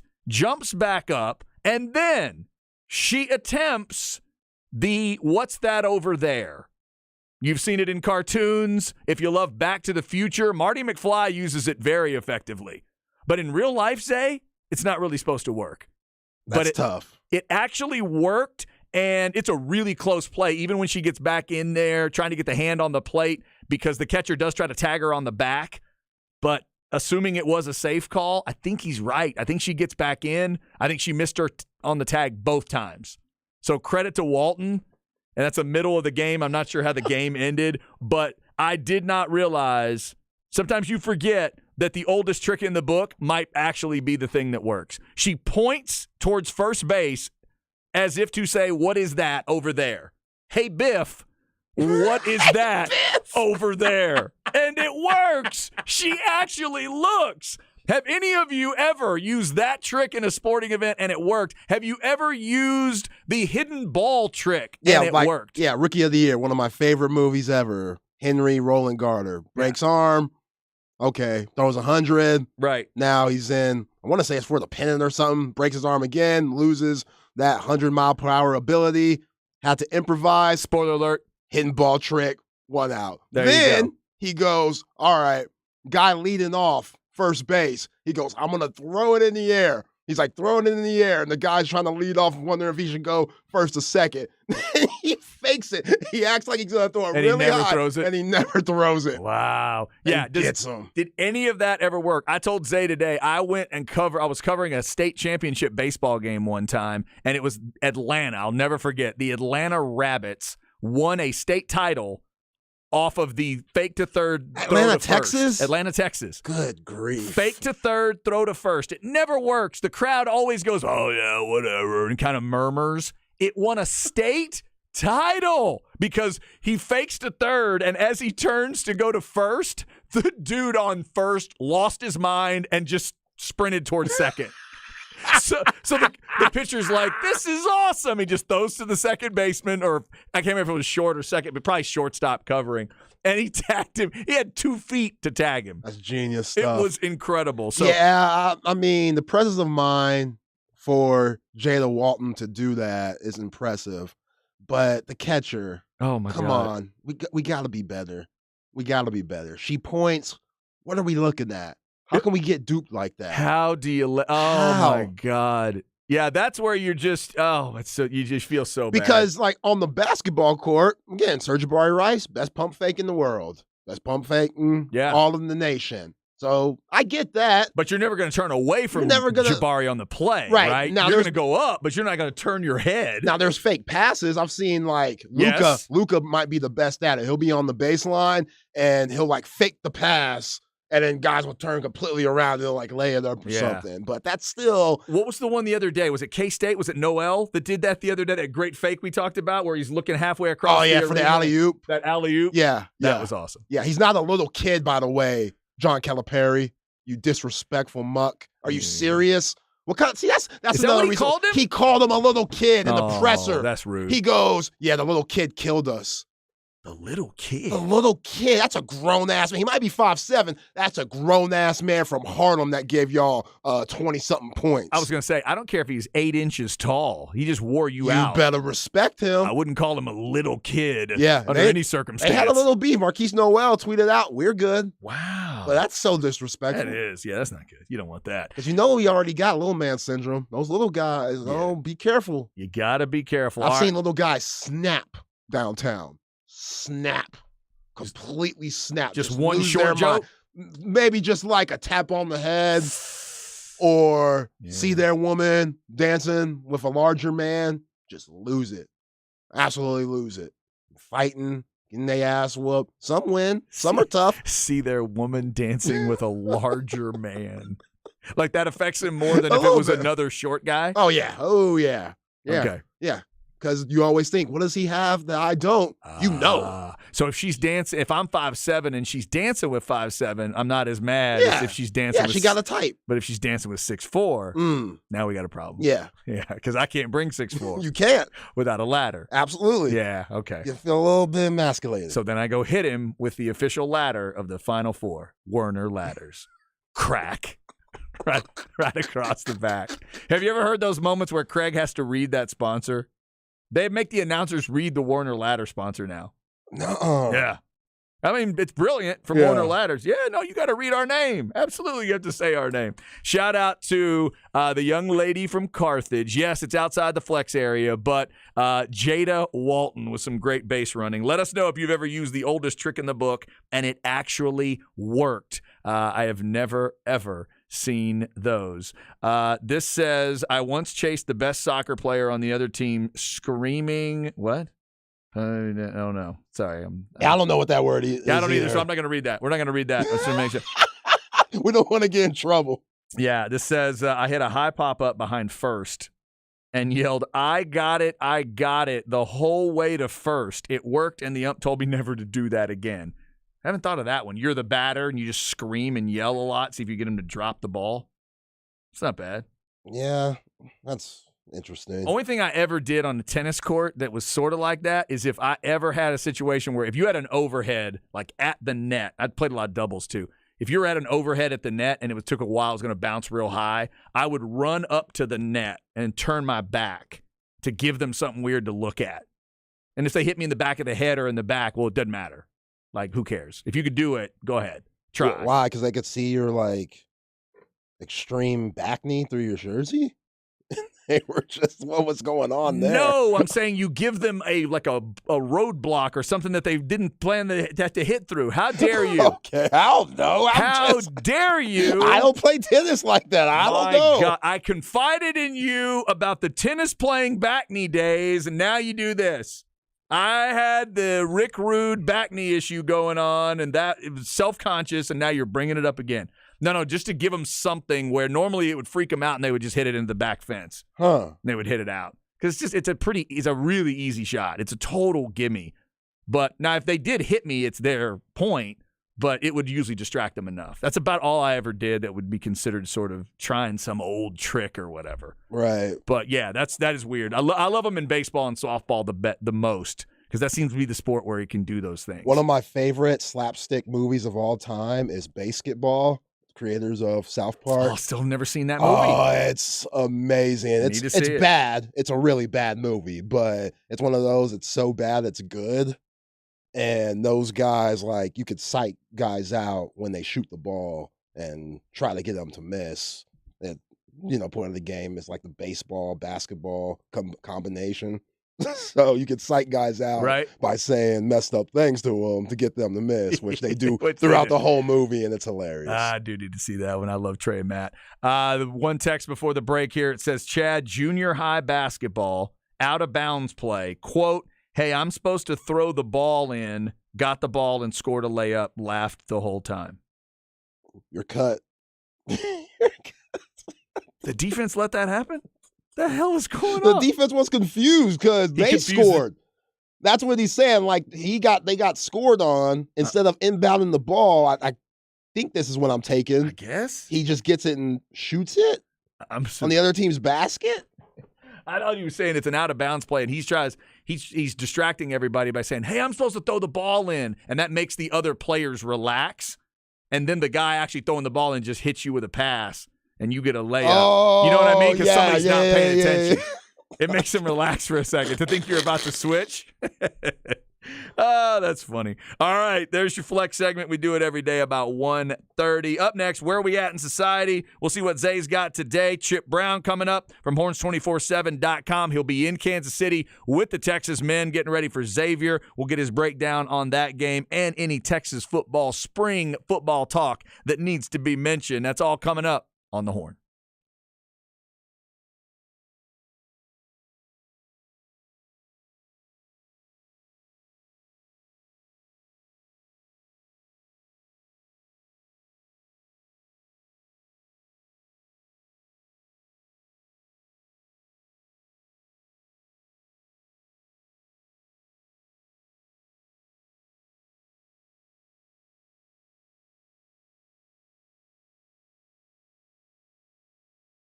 This is Chad. Let's talk a little Twin Peaks. I told you yesterday. I'm going to tell you again today since it is now Wednesday. It is now the day where Twin Peaks becomes your hockey headquarters. If you are into the NHL, you can get out there, watch games with them. You could score free NHL swag or an authentic jersey just for watching games out at the Lodge at Twin Peaks. Plus Jaeger and Jaeger Cold Brew, just $3.99 all day and all night. They will see you tonight at Twin Peaks. Also, remember, happy hour is back at Twin Peaks Monday through Friday, 2 to 7. You got sweet deals like $1 off all wine, liquor, cheap shots, and freezing cold 29-degree draft brews. And if you're feeling a little hungry, they've got your selected apps available for $2, $4, and $6. And obviously, if you're looking for a place to go watch Sweet 16, March Madness action, Twin Peaks is a great idea. And you got 3 places to choose from. Twin Peaks, Eats, Drinks, Scenic Views,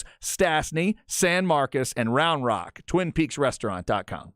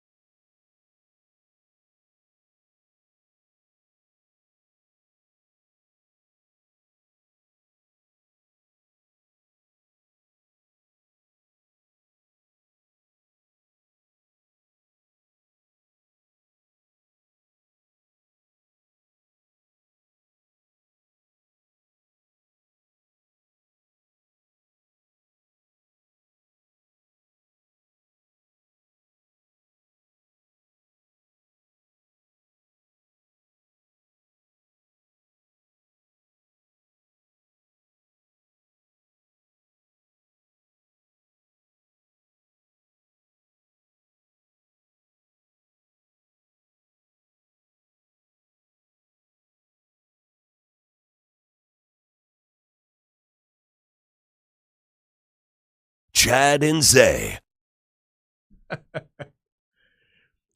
It's like a couple of robots wrote a song about empty nesting. It's very strange. Very strange. What's the song called? Games people play. Games people play. I feel like I should know this. I feel like I'm going to feel slightly silly when you say it, but I don't really have a guess. Who is it? The Alan Parsons Project. Yeah, that wasn't happening. I'm aware of the Alan Parsons Project, but I don't know any Alan Parsons Project stuff. That missed me on multiple levels. My dad wasn't into that. My brother wasn't into that stuff. And I never knew anybody. To this day, there's never been a person to say to me, Chad, you should check out some Alan Parsons Project. Yeah, this is an interesting song. Somebody likes it. That's why we play it. Wow. That is the nicest way to be mean I've ever heard. Somebody likes this. So that's why we're playing it. All right. Little Alan Parsons Project for you. We got a lot going on today. Football stuff, including Cam Newton throwing at Auburn yesterday. We still need to get to that Giselle story at some point because I don't think anybody will believe what she's saying about Tom Brady, even though I want to believe her. 2 o'clock hour, we'll start with Chip Brown of horns247.com. He will be in Kansas City with that Texas men's team. He talked to us about Dylan Dessou last week. Did an article writing about Dessou, and it's like he was setting up the game. So we'll talk to him about that coming up. Right now, though, where are we at in society? Let's find out where Zay wants to go. Where are we at in society today? All right, Zay, do I need to go to Twitter here? Yeah, go to Twitter. Okay, I was just checking out. Yeah, you're going to enjoy this story. Okay. Because Jimmy Garoppolo, we just found out this past week or so that he signed a 3-year, $67 million deal to go to the Vegas Raiders, which it's Vegas. It's Jimmy G. He's attractive. He likes porn stars. It all makes sense. So a famous Vegas area brothel, Chicken Ranch, has offered Jimmy G free sex for life. Whoa.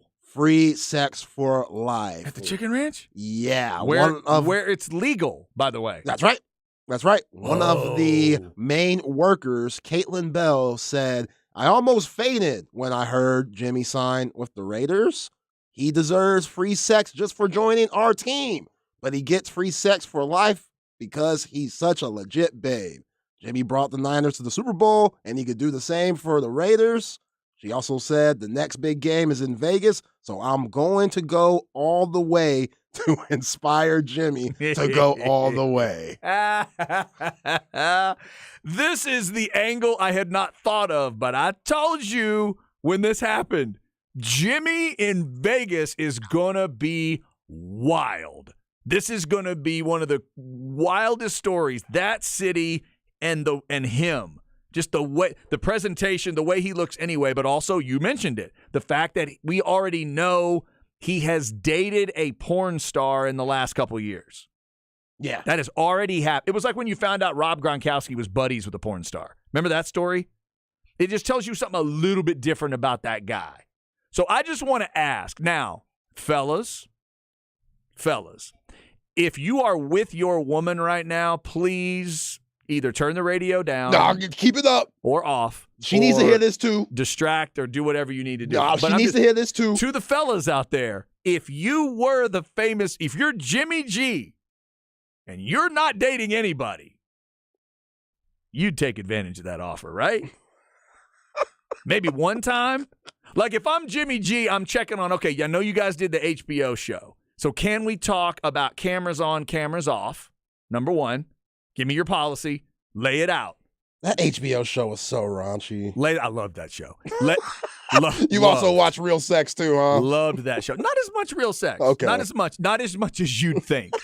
A little bit, but not as much as you'd think. But the idea of, wow. See, and it's the cheapness in me. That's what's coming out of here right now. I'm like, oh my God, yeah. Can you imagine? Because if you have not heard Uncle Chad's stance on this, I do believe prostitution should be legal everywhere, worldwide. Legal, regulated, and safe. And it is there. That's at the Chicken Ranch. Right. It is legal, it is regulated, and it is safe, and they make sure everybody is taken care of and in more ways than one. And so now you're talking about if you are the quarterback of an NFL team would you take advantage? And for that matter, Zay, if you're the Raiders, do you now have to put another, maybe a new rider in the old contract and hand it to Jimmy and say, hey, just double checking, man. Why don't you go ahead and sign that you're going to say no to all that? See, that's the thing. The distraction. Like, you're our franchise quarterback, which Jimmy G shouldn't be your franchise quarterback, but you gave him $67 million. You playing him. Mm-hmm. We don't need this distraction, Jimmy G. I get it. We know what we were doing when we signed you, but it was to play football. Yeah. We know your history. You like porn stars and stuff. And Jimmy G, he's one of the most attractive men in the world. He don't need this free sex. It's free for him no matter what. Like, it's Jimmy Garoppolo. Yeah. Well, no, that's the other part of it that we've already talked about. It's the amount of distractions, the amount of just show that this is going to have for Jimmy in Vegas, in that city. It's just incredible. So I hadn't thought of this angle. If I'd really sat down and thought about it, I guess I could have gotten there. But yes, Las Vegas is going to throw everything it's got at Jimmy G, and this is it. It's most famous, that's not in Vegas, but it's most famous outside of Vegas, brothel they're throwing everything they've got at Jimmy G to try to get some love, get some pub. That's going to get him, and that'll get him some customers. Oh, yeah. It's smart marketing. It really is. He just became a spokesperson without becoming a spokesperson.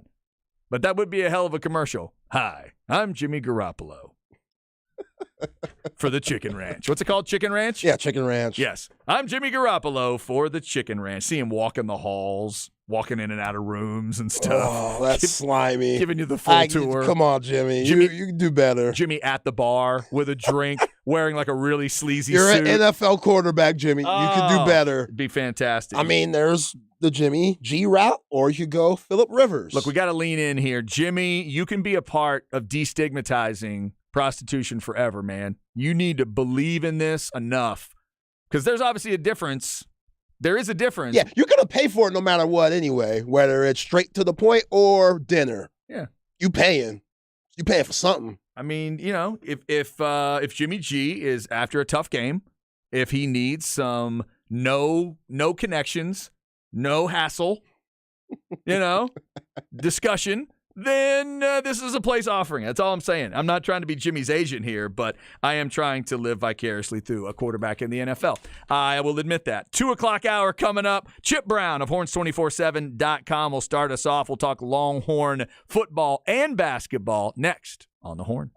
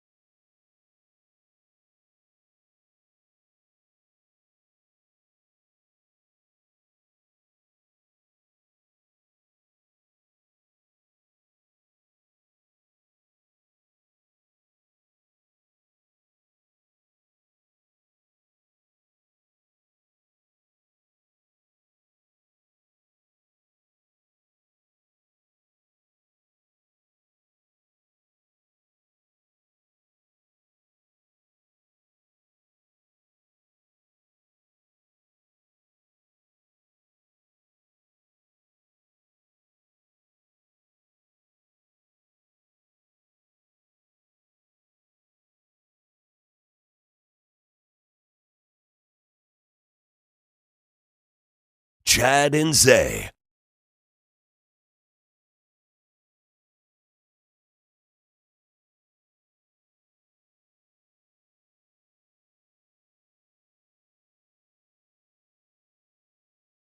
All right, getting started on this third hour on a Wednesday. Getting ready for the Sweet 16. It will crank up tomorrow. 4 games tomorrow, 4 games Friday, and, of course, the Longhorns and Xavier, the last of those 8 games. 8:45 scheduled tip time. It'll be more like 9 o'clock. 8:30 pregame for the network here on the Horn. It's Chad and Zay. I'm Chad Hastings. He is Isaiah Collier. He picks a beat out for us to start the third hour. What we got, Zay? We the best, DJ Khaled. DJ Khaled. Featuring Jay-Z, Future. They're the ones rapping. DJ Khaled just makes the beats and stuff. What kind of respect we got for DJ Khaled? Mid-level? Yeah. Mid-level respect? Yeah. Okay. I mean, I don't even know if he makes the beats like that. He does, but I don't know. Okay. He wants a lot of credit, that's for sure. Not a Hall of Famer to you. No. Okay. But he wants that Hall of Fame credit. He wants to be near it. Yes. Okay. There Absolutely. you go. Definitely near a lot of the talent. All right.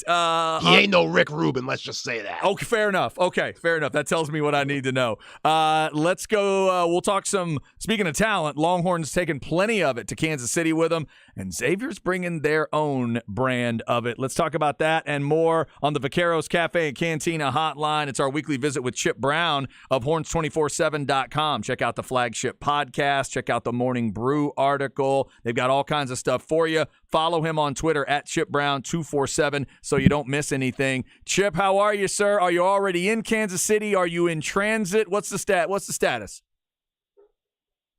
Oh yeah, I'm leaving for KC tomorrow morning.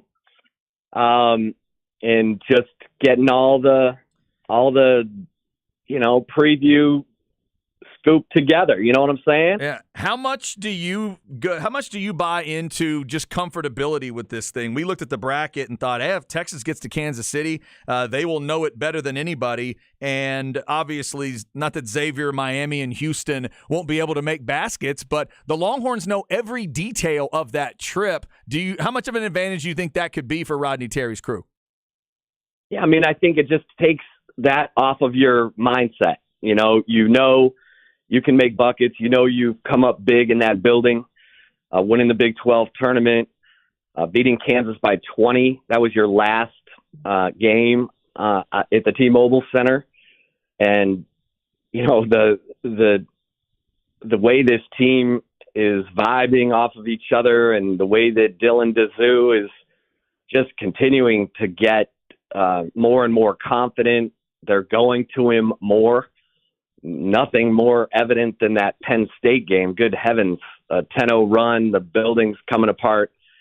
And, you know, Marcus Carr says, we got to get Dylan the ball. You know, the play is for Marcus. And he's like, no, what does Dylan want? And 3 straight possessions, you know, he scores in different ways. I mean, a drive to the bucket, you know, that little push jumper in the lane, and then a turnaround baseline jumper. I mean, the guy is just playing with such a high level of confidence, and I think Rodney Terry deserves a lot of credit for empowering Dylan Dazoo. He's told him, hey, man, shoot it. You know, you got that. You got it. So be aggressive. And, you know, Dylan Dazoo said that's made a huge difference, because to have the confidence of your coaches and teammates just makes you that much more sure when you're taking that shot.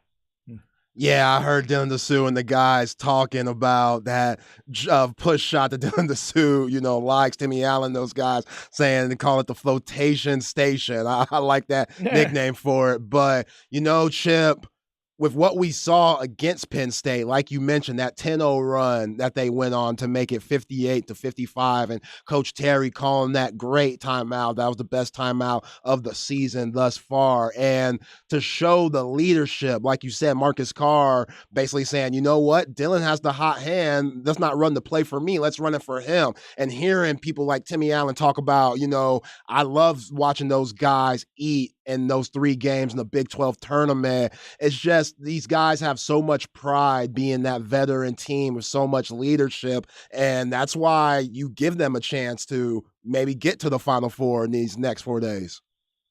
Well, they believe it, and that's it starts there. You got to believe it.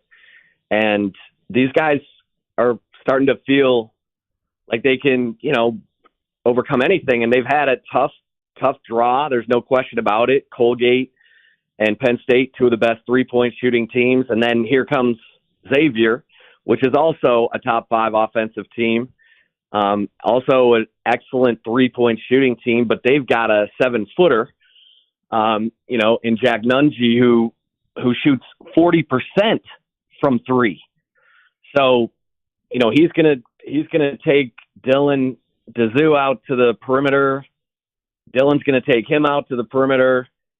It's gonna create lanes for the guards, and it's gonna be who can play the best defense. And I think that's why Texas is a 4-point favorite in this game, because their defense has been so good in the Big 12 tournament, really the postseason, and the guys are listening to Rodney Terry, who's told them you can win a national championship with the way you're playing defense. So just continue to buy in and lock in. But Xavier is scary. I mean, they've got length.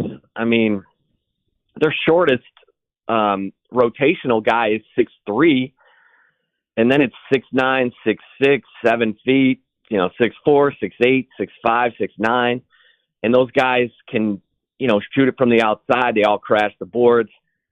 This is a really tough matchup. It's gonna call on everything that Texas has, and they're gonna have to play great defense. They're gonna have to just, continue to lock in the way they have. But this is an even, more difficult assignment, because Penn State didn't have the kind of size inside, not the kind of proven size inside that Xavier has, with, Jack Nungy being a senior who's averaging 14 and 8. Yeah, size all over the team, like you talked about, Chip. It's interesting. The Texas guards did such a good job of rebounding in that last game. That's going to be big to me watching in this game, too. The Texas guards getting on the boards. And obviously, Timmy Allen's going to be a big part of it as well, Chip. Talk to me about what you've seen from these first 2 games. Obviously, Coach Terry had a decision to make. Do you stick with the Jabari Rice as a starter vibe from Kansas City, or do you go back to Timmy Allen? He obviously picked the latter. What have you seen from Timmy Allen, and how important is he in this matchup with Xavier? Well, his defense is going to be huge. He was on Jalen Pickett quite a bit in the Penn State game. He didn't shut him down by any means, but he went and got 12 rebounds, and that's where Timmy Allen is really helping this team. If he's not scoring the ball, he's going and getting rebounds. He's setting teammates up, and he's okay with that. That's the key, is that he didn't come back from the injury and say, okay, I gotta get my shot going again. I gotta establish myself.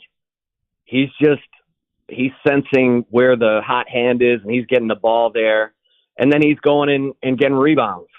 He had a terrible turnover in the 10-0 run, and it makes you think, like, who wants it? Who can handle this moment? That's what was so impressive about Dylan Dazoo, because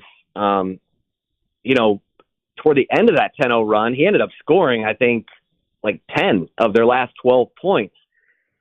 He was demanding the ball, and what they haven't seen from Dazoo is the 3-point shooting, because as you guys, you talked to Zach Urbanis the other day, who, was Dylan's AAU coach and has coached him for years. Dylan grew so quickly in high school. He was a 5'10" guard when he entered high school, was 6'1" when he entered his sophomore year, and then was like 6'5" by the end of his sophomore year. I mean, it's crazy how he evolved into becoming a big man. You know, he's kind of a guard at heart. So, you know, he's been really judicious about. I don't think he's taken a 3-point shot in the postseason. Let me look at that real quick. I don't think so. He hasn't. Yeah, I don't remember one. Nope. Baylor might be the last time he has. Yeah. Against Baylor, he was 3 of 4.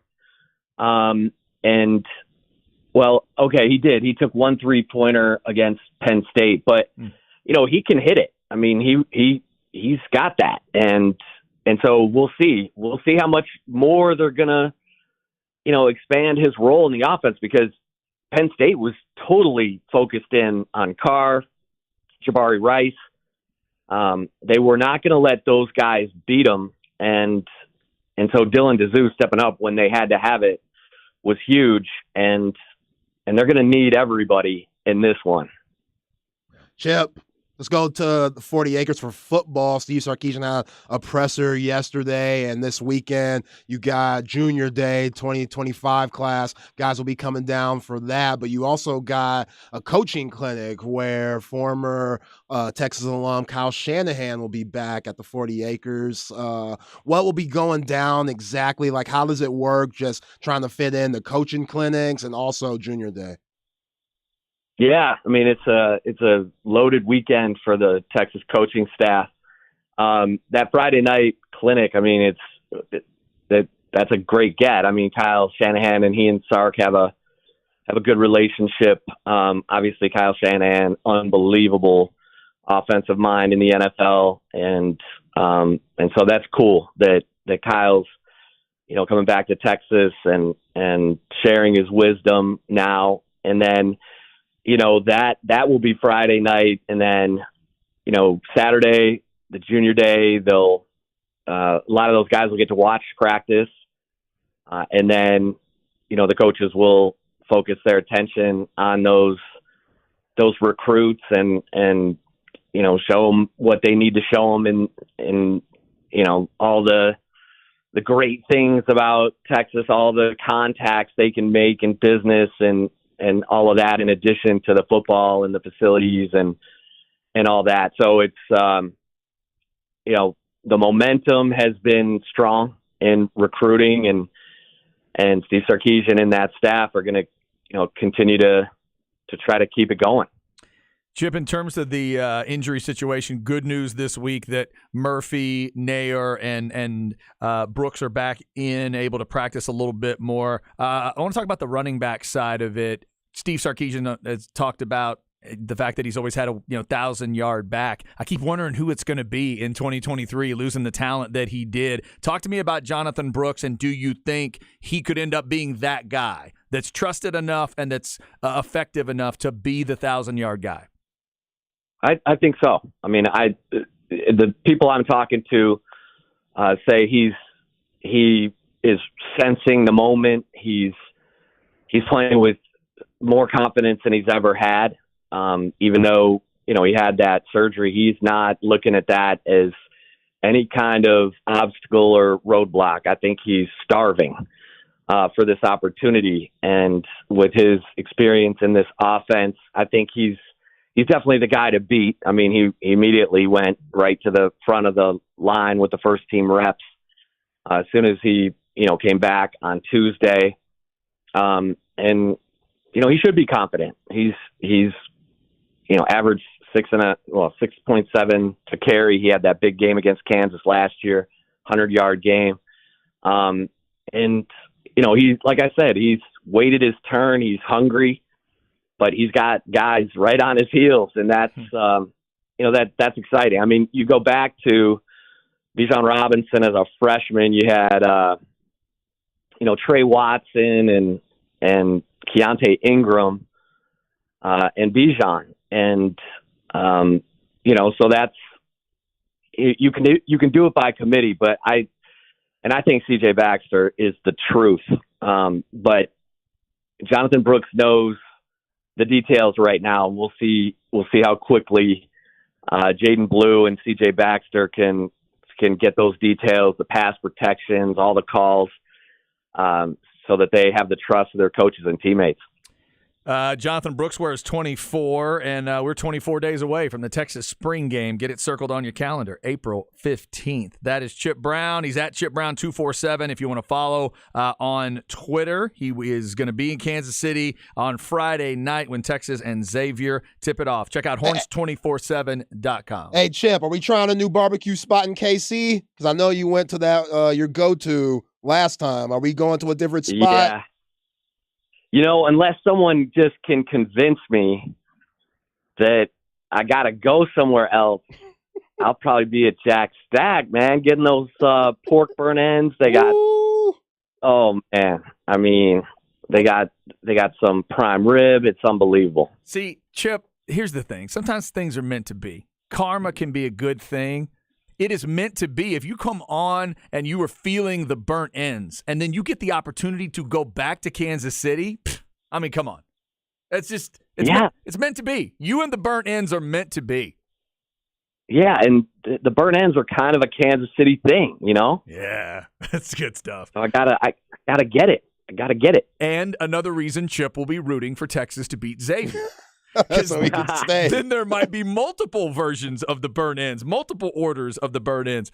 Chip, we always appreciate the time, brother. Safe travels to and from Kansas City. We'll talk to you next week, and who knows, maybe we'll be talking about H-Town. Well, and how about that other game in Kansas City, Miami and Houston? I mean, you talk about some high flyers and some swag. I mean, it's going to be fun. It's going to be fun, guys. We'll talk again. Thank you, man. Thanks, Appreciate Chip. it. That is Chip Brown. He's going to be headed to Kansas City. Again, check out the flagship podcast there at horns247.com or wherever you get your podcasts. Remember, the one we run for you every week is the Longhorn Blitz podcast with Jeff Howe, Rod Babers, and Matt Butler. That is a part of the horns247.com group as well. So wherever you get your podcasts, check those out. If you follow the Longhorns, you got to check out horns247.com. Thanks to Chip for his time. Up next, it is March 22nd. We will tell you why it matters, including in honor of the tournament, the birthday of two big-time centers. But where do they rank on Zay's list? We're going to find out next on The Horn.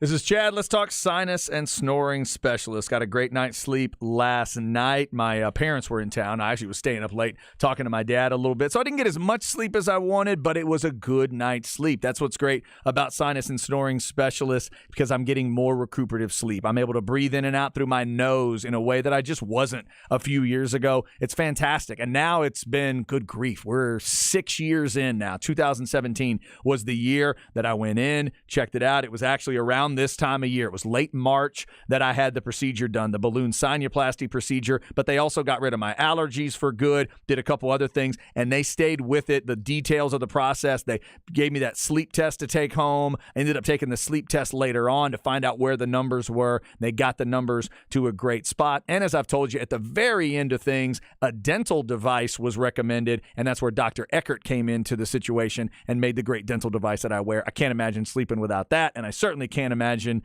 trying to go to sleep now if I hadn't gone to sinus and snoring specialists. So call and set up an appointment today. If you're having those issues with sinus and with sleep apnea and all that, they can really help you out. I know, because they help me. 512-601-0303 or go to sinussnoringent.com. It's sinus and snoring specialists. Feel clear, rested, and healthy.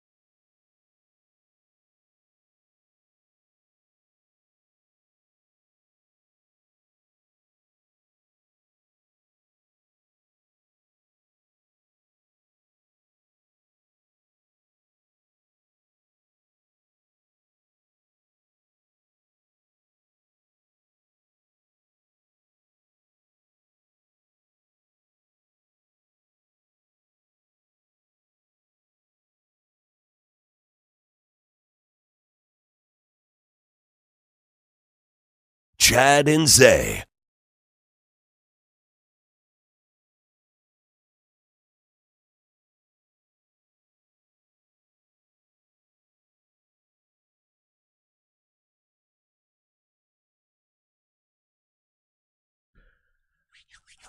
I like it. Dirty South. We're trying to send a message to the two coasts here? Is that what we're trying to do? Is this rap from the South? Or are we just mentioning different parts of the world and that's it? Am I reading too far in? I think it's rap from the South. That's an interesting question. Okay. Oh, I see the female voice comes in there. Yeah. Should I know this? Yes, you should. Yes? But I wouldn't expect you to. That's... Wow. Okay. No, I don't have it. Who is it? Aaliyah. Oh, okay. Yeah. That guy that you heard at the beginning, Timberland. Okay. Gotcha. Aaliyah.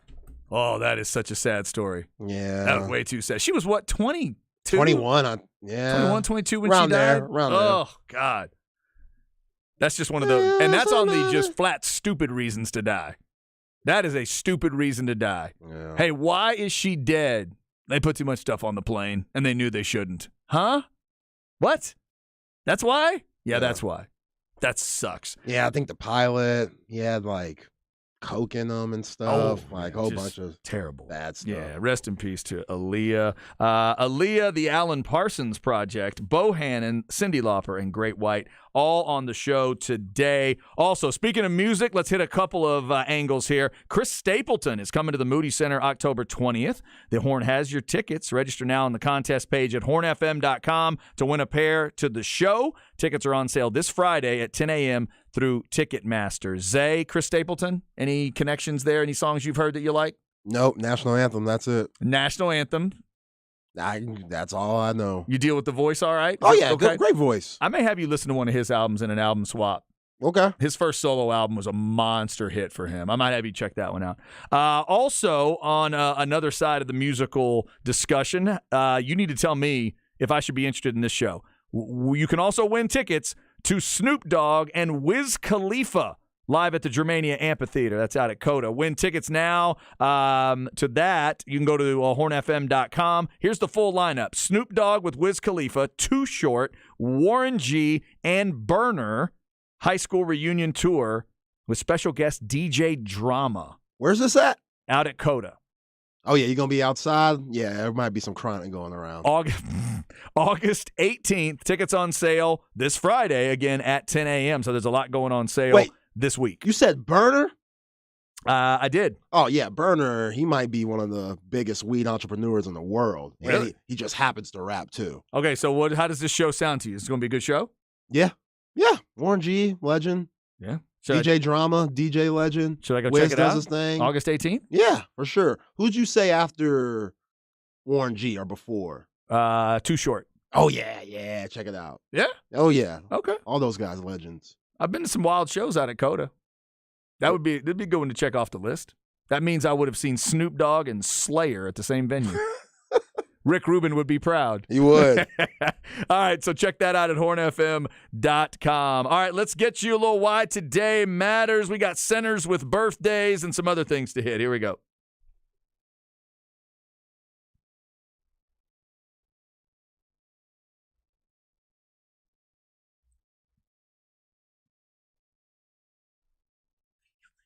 All right, obviously the tournament getting started with the Sweet 16. That's why it'll matter tomorrow. Real quick, why today matters. Maybe some good news on that Paul George injury from last night. He'll miss at least 2 weeks, and then they'll reassess, but they're calling it only a sprained right knee. It looked pretty bad last night. That is the right leg that he hurt back in 2014. We all remember that horrific injury. Zay and I were just talking about that one the other day, but it looks like he'll be able to come back. Zay, up to that point, Paul George and these Clippers are kind of starting to figure some things out. Yeah, they're playing all right. They 5-5 in the last 10 games, and Kawhi Leonard he's starting to look more and more healthy. So this is a setback for them. Like PG, he had a nasty 360 dunk last night, and then losing to the Oklahoma City Thunder, which the Thunder, they're having a pretty good year themselves. Right now, they're sitting at the 7th spot for a play-in. I love Shea Gilgeous-Alexander and Josh Giddey, the Australian. They could really hoop, but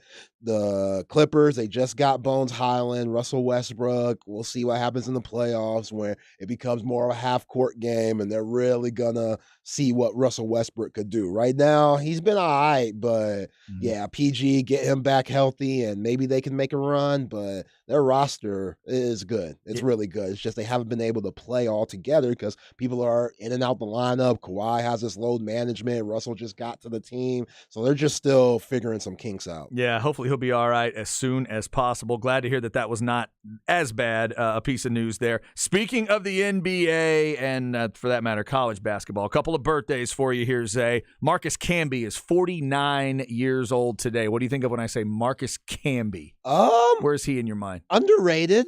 Okay. Obviously, he's not a great center of all time, but coming out of UMass, he was a big deal in that 96 draft. And his offensive game didn't show up in the NBA like everybody thought it would, but his defensive game was really good. I was gonna say, wasn't Camby was he defensive player of the year? I think he did at one point. Win it one year. Yeah. Where if you tried to drive the lane and throw up some soft stuff, that was going in the stands. Yeah, like he had a really good jump. It's just that offensive game. He had a weird release. He has like that wind up, slingshot release. And it went in every once in a while, but his offensive game for where he went in that 96 draft and for how good he was supposed to be playing with John Calipari at UMass, he should have been a lot better offensively. But defensively, he was a dog. Yeah, you would never teach a kid to shoot like Marcus Camby. Not even close. No, him and Bill Cartwright had the same trainer, probably. Oh, yeah, that's a good comparison. All right, now I'm building up to easily one of the greats. We just need to figure out how great you think he is. 51 today for Sean Bradley. So how great... How much is it? Mount Rushmore? Is it like just maybe back into the top 10? Talk about underachieving. Good grief! I mean, way worse than Marcus Camby because coming out of Brigham Young, 7'6", he was supposed to be like the next Kareem. Yeah, absolutely. It was just. And the foot injuries, if you're that big, like that's why I love watching Victor Wembanyama, the 7'5" NBA prospect, which the Spurs and the Rockets, all those teams are tanking for. Yeah.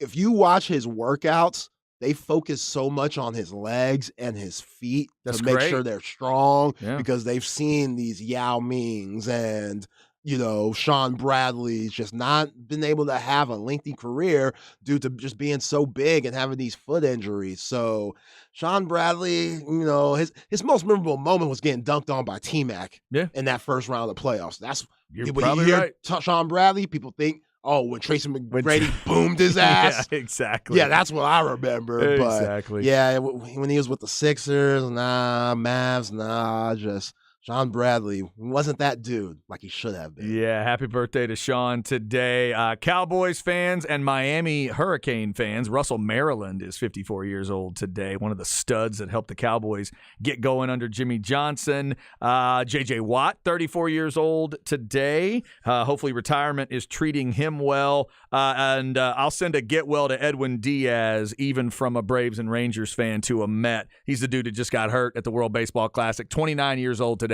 What a sucky way to spend your birthday for him. For real. Getting ready for the season, ramping up, ready to roll. You're going to be on a team where you think you're going to be going in saving stuff for Verlander. And then you jump up and down twice and your knee rips apart. That sucks. Yeah, that's absolutely brutal. Hopefully he has a speedy recovery. Good God. 29 years old for him today. Also, Zay, it's 47 for Reese Witherspoon today. Reese Witherspoon. Yo, underrated. Give me a hot or not on her. You like her? Oh, so hot. Yeah? Yo, from Cruel Intentions to those days in the 90s to a little bit later on, like Big Little Lies. I watched that because of her. Me and my wife was like, man, I can't believe we're bonding like this. I'm like, oh, okay, man. Yeah, bonding for real. We are. I'm glad you're taking it as points. Like, I get to see Nicole Kidman and Reese Witherspoon on the screen. Car, yeah, we're bonding, Zay's over there thinking, you think this is about you, don't you? Okay. You think whatever you need to. Yo, go check out Wild. She has a movie called Wild, and it's wild. Okay. It's Reese I like would we've hope so. never seen her before. No. That's all I gotta say. Okay. I don't know where she got any Academy Awards or anything for it, but she should have. Okay. Fair enough. Yeah. I'm with you. I like Reese Witherspoon. Kind of got that cool, like, cute country hotness going on with her. Like that attitude. Yeah, like Sweet Home Alabama. She's hot in that. Yeah, When she's that whack-ass accent. I'm over that. Yeah. Not the best accent. I'll let her carry whatever accent she wants. Yeah, it don't matter. Let her do her thing. My wife does love Sweet Home Alabama. She'll watch that movie every time it's on. So I've seen that one in parts a few times. All right, that's why today matters to us. It's March 22nd. We are one day away from the Sweet 16 beginning. We'll get you a couple of notes and stems and seeds before we get out of here, including the Cam Newton recap. If you missed that earlier, if you missed Cam throwing at Auburn yesterday, we'll get you a little bit of that. Plus, Giselle is breaking the silence. We got to get into that story this week as well. We'll get you a preview coming up on the Horn.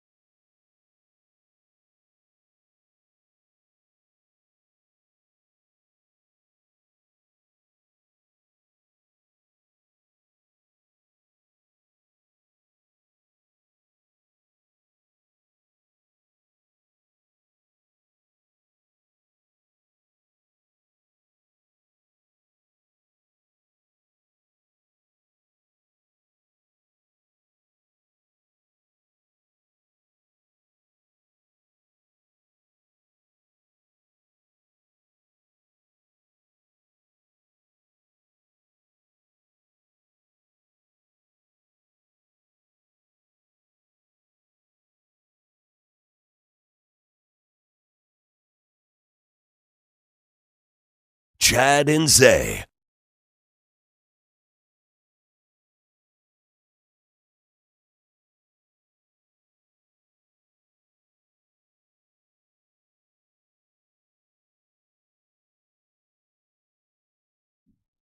Just about to wrap up on a Wednesday. Should I know it? No. No? No chance? I mean, he's a celebrity and more than just rap. That's all I could give you. There's something familiar about that voice. Yeah. There's something familiar about it. Go ahead, tell me. Action Bronson. Oh, interesting. Okay. That's delicious. See, the food guy, yeah, the yeah. chef. I don't feel bad for not knowing that, but it's interesting. I've watched a ton of that show because of Kevin Dunn. Kevin Dunn introduced me to Action, but Kevin didn't like Action for the music necessarily. Kevin liked him because Kevin's a foodie. Right. Kevin's a food freak. So he turned me on to That's Delicious. Then I loved the Action Bronson show. Did you ever watch that thing? Yes. That's one of the weirdest, craziest, best shows I've ever seen. They, for some reason, stopped making it. But he doesn't have a partnership with Vice anymore. That's why. But what I have not done is listen to a lot of his rap. Him and The Alchemist is the big producer connection. That's there, right? his guy. That's his producer. Yeah. Okay. All right. Little Action Bronson. I love it. Aaliyah, The Alan Parsons Project, Bohannon, Cyndi Lauper, and Great White have all been on the show. The DJ Khaled beat to start this hour. Real quick, Action Bronson, what's the level of respect? Oh, big respect. He's one of my favorite rappers. Is he really? Yeah. Okay. He's just so unique. Like, in that rhyme on that song, Practice, he's ordered the breast and veal at Walt Frazier's. Like, that's insane. Like, he's talking about Walt Clyde Frazier's restaurant. Yeah. But he's talking about food, and he's throwing out basketball names. Like, I love him. Like, Okay, he's good. He does a great job of putting those food lyrics and making them work with just different sports references. He does a great job at that, and he's very unique. Yeah. He's one of my favorite rappers for sure. Got to check out some more of his stuff. All right, before we get out of here, a couple things. First off, thank you to those of you who have subscribed to that YouTube page. If you want to check it out, youtube.com/@thehornaustin. We're up to 790 subscribers. Go subscribe so you don't miss anything. There's a lot of stuff there, including some clips from shows, including that golf tour of Central Texas hitting ACC. If you want a closer look at the course that they're about to play this match play event on, of course, that does start today. You can check that out. You can check out a little workout at Westwood High School, the camp that was going on out there, podcasts and all kinds of stuff accessible on the YouTube page.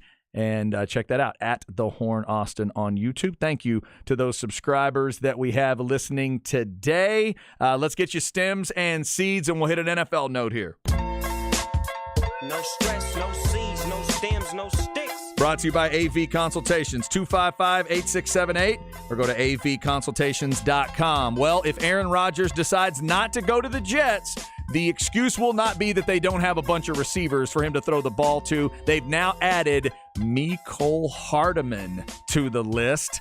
Zay, apparently he's going to wear the green. They already got Lazard, and we know they've got Garrett Wilson and Elijah Moore. The thought is they may get rid of Corey Davis and Denzel Mims, could be traded or released. We'll have to see there, but they're freeing up a little cap room here. If they move on from Davis, it could help them get Aaron Rodgers. But Mecole Hardman obviously has been a really solid, however you want to look at him, a 2, a 3, depending on what your team is. Hardman can play. That could be big for Aaron Rodgers. Yeah, he didn't play in that Super Bowl game with the Chiefs because he was injured, which was probably the worst thing that could happen to him, because now the Chiefs are like, oh, we're good without you. We can find somebody, a gadget-type guy that's quick twitch, a lot like you, and Patrick, it's Patrick. Like, he's Patrick Mahomes. He's going to put it on the money anyway. Mm-hmm. All you got to do is catch it and run. We can replace you. So, yeah, I think that's a good get for the Jets. But Elijah Moore, he was so weird this season, being petty, talking about him not being targeted, talking to the press after the game, after wins, Chad. The Jets would have wins, and Elijah Moore will be talking to the press saying, yeah, I wasn't really a part of it, though. Sucks. And Garrett Wilson's out here doing the opposite, saying, yeah, we need to hold guys more accountable as a rookie. So hopefully he can clean up what he has to clean up because Aaron Rodgers, he ain't going to deal with that. No, you got to that's not going to work. He can deal with drama in some ways, not on the field though. Not on the field. Not that with the receivers. Yeah, talking about targets?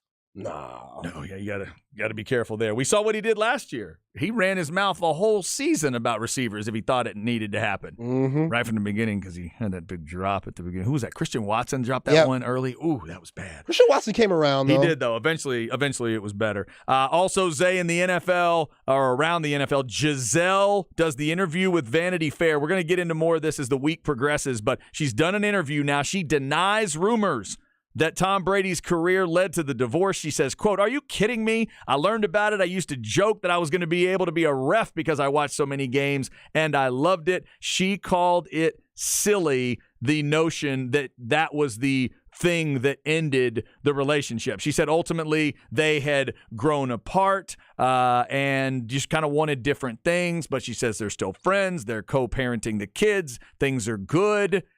I'm going to choose to believe her, but I think there's a whole lot of people that are just going to roll their eyes when they read Giselle's comments. Your boy Tyrese, in one of my favorite movies of all time, Baby Boy, said it himself. I get along with both my baby mamas. And Tom Brady, you're part of that elite category because not many guys could say that. You must. And in this article, she also claims that she gets along with Bridget Moynihan. That's what I mean. Not just him. He may get along with both. She is saying it's a great setup because they have also these are extremely rich, successful people. Yeah, they got money. They got houses everywhere. So they have there's a house that she can utilize in Miami, which helps so she can get off to Brazil if she needs to. But apparently Moynihan helps things out because there is one child that is Moynihan's, the oldest boy, I believe. And then there's two other kids that are Giselle's. But apparently they're making it all work. Modern Family, man. Yo, that's GOAT stuff on and off the field. To get both of your baby mamas to hang out and be cool, that's insane. Like Derrick Rose, he got that going on. I saw Christmas Day, he had both his baby mamas in matching pajamas. They playing card games and stuff like that. I'm like, dog. Who did that? Derrick Rose. Go ahead, D. Rose. That's what I'm saying. These athletes, like, I don't know how, but you got to have some serious matching, serious wordplay to pull that off. So when she was in Brazil dancing, everybody was ripping on Tom. She's now saying everything's cool. She's saying she's not dating the jiu-jitsu instructor and would never date one of Tom's friends. Do you buy it? Yeah, I buy it. Okay. Yeah, she got a little bit more class than Larsa Pippen. So now do we give Tom a little credit back from the things that people have been saying about him? What things? Does he get a little credit back? Does Giselle get the credit? If they're like you said, if they're on GOAT status and pulling this off? Oh, yeah. He gets the credit. Okay. Yeah, he gets the credit. Right. Okay. Yeah, he's doing this thing. Yeah, impressive stuff there. We'll talk about that Giselle article as we move through the week. Next up, it is Ball Don't Lie with Rod and Harge. Then it's the Wednesday night lineup. Wednesday night flex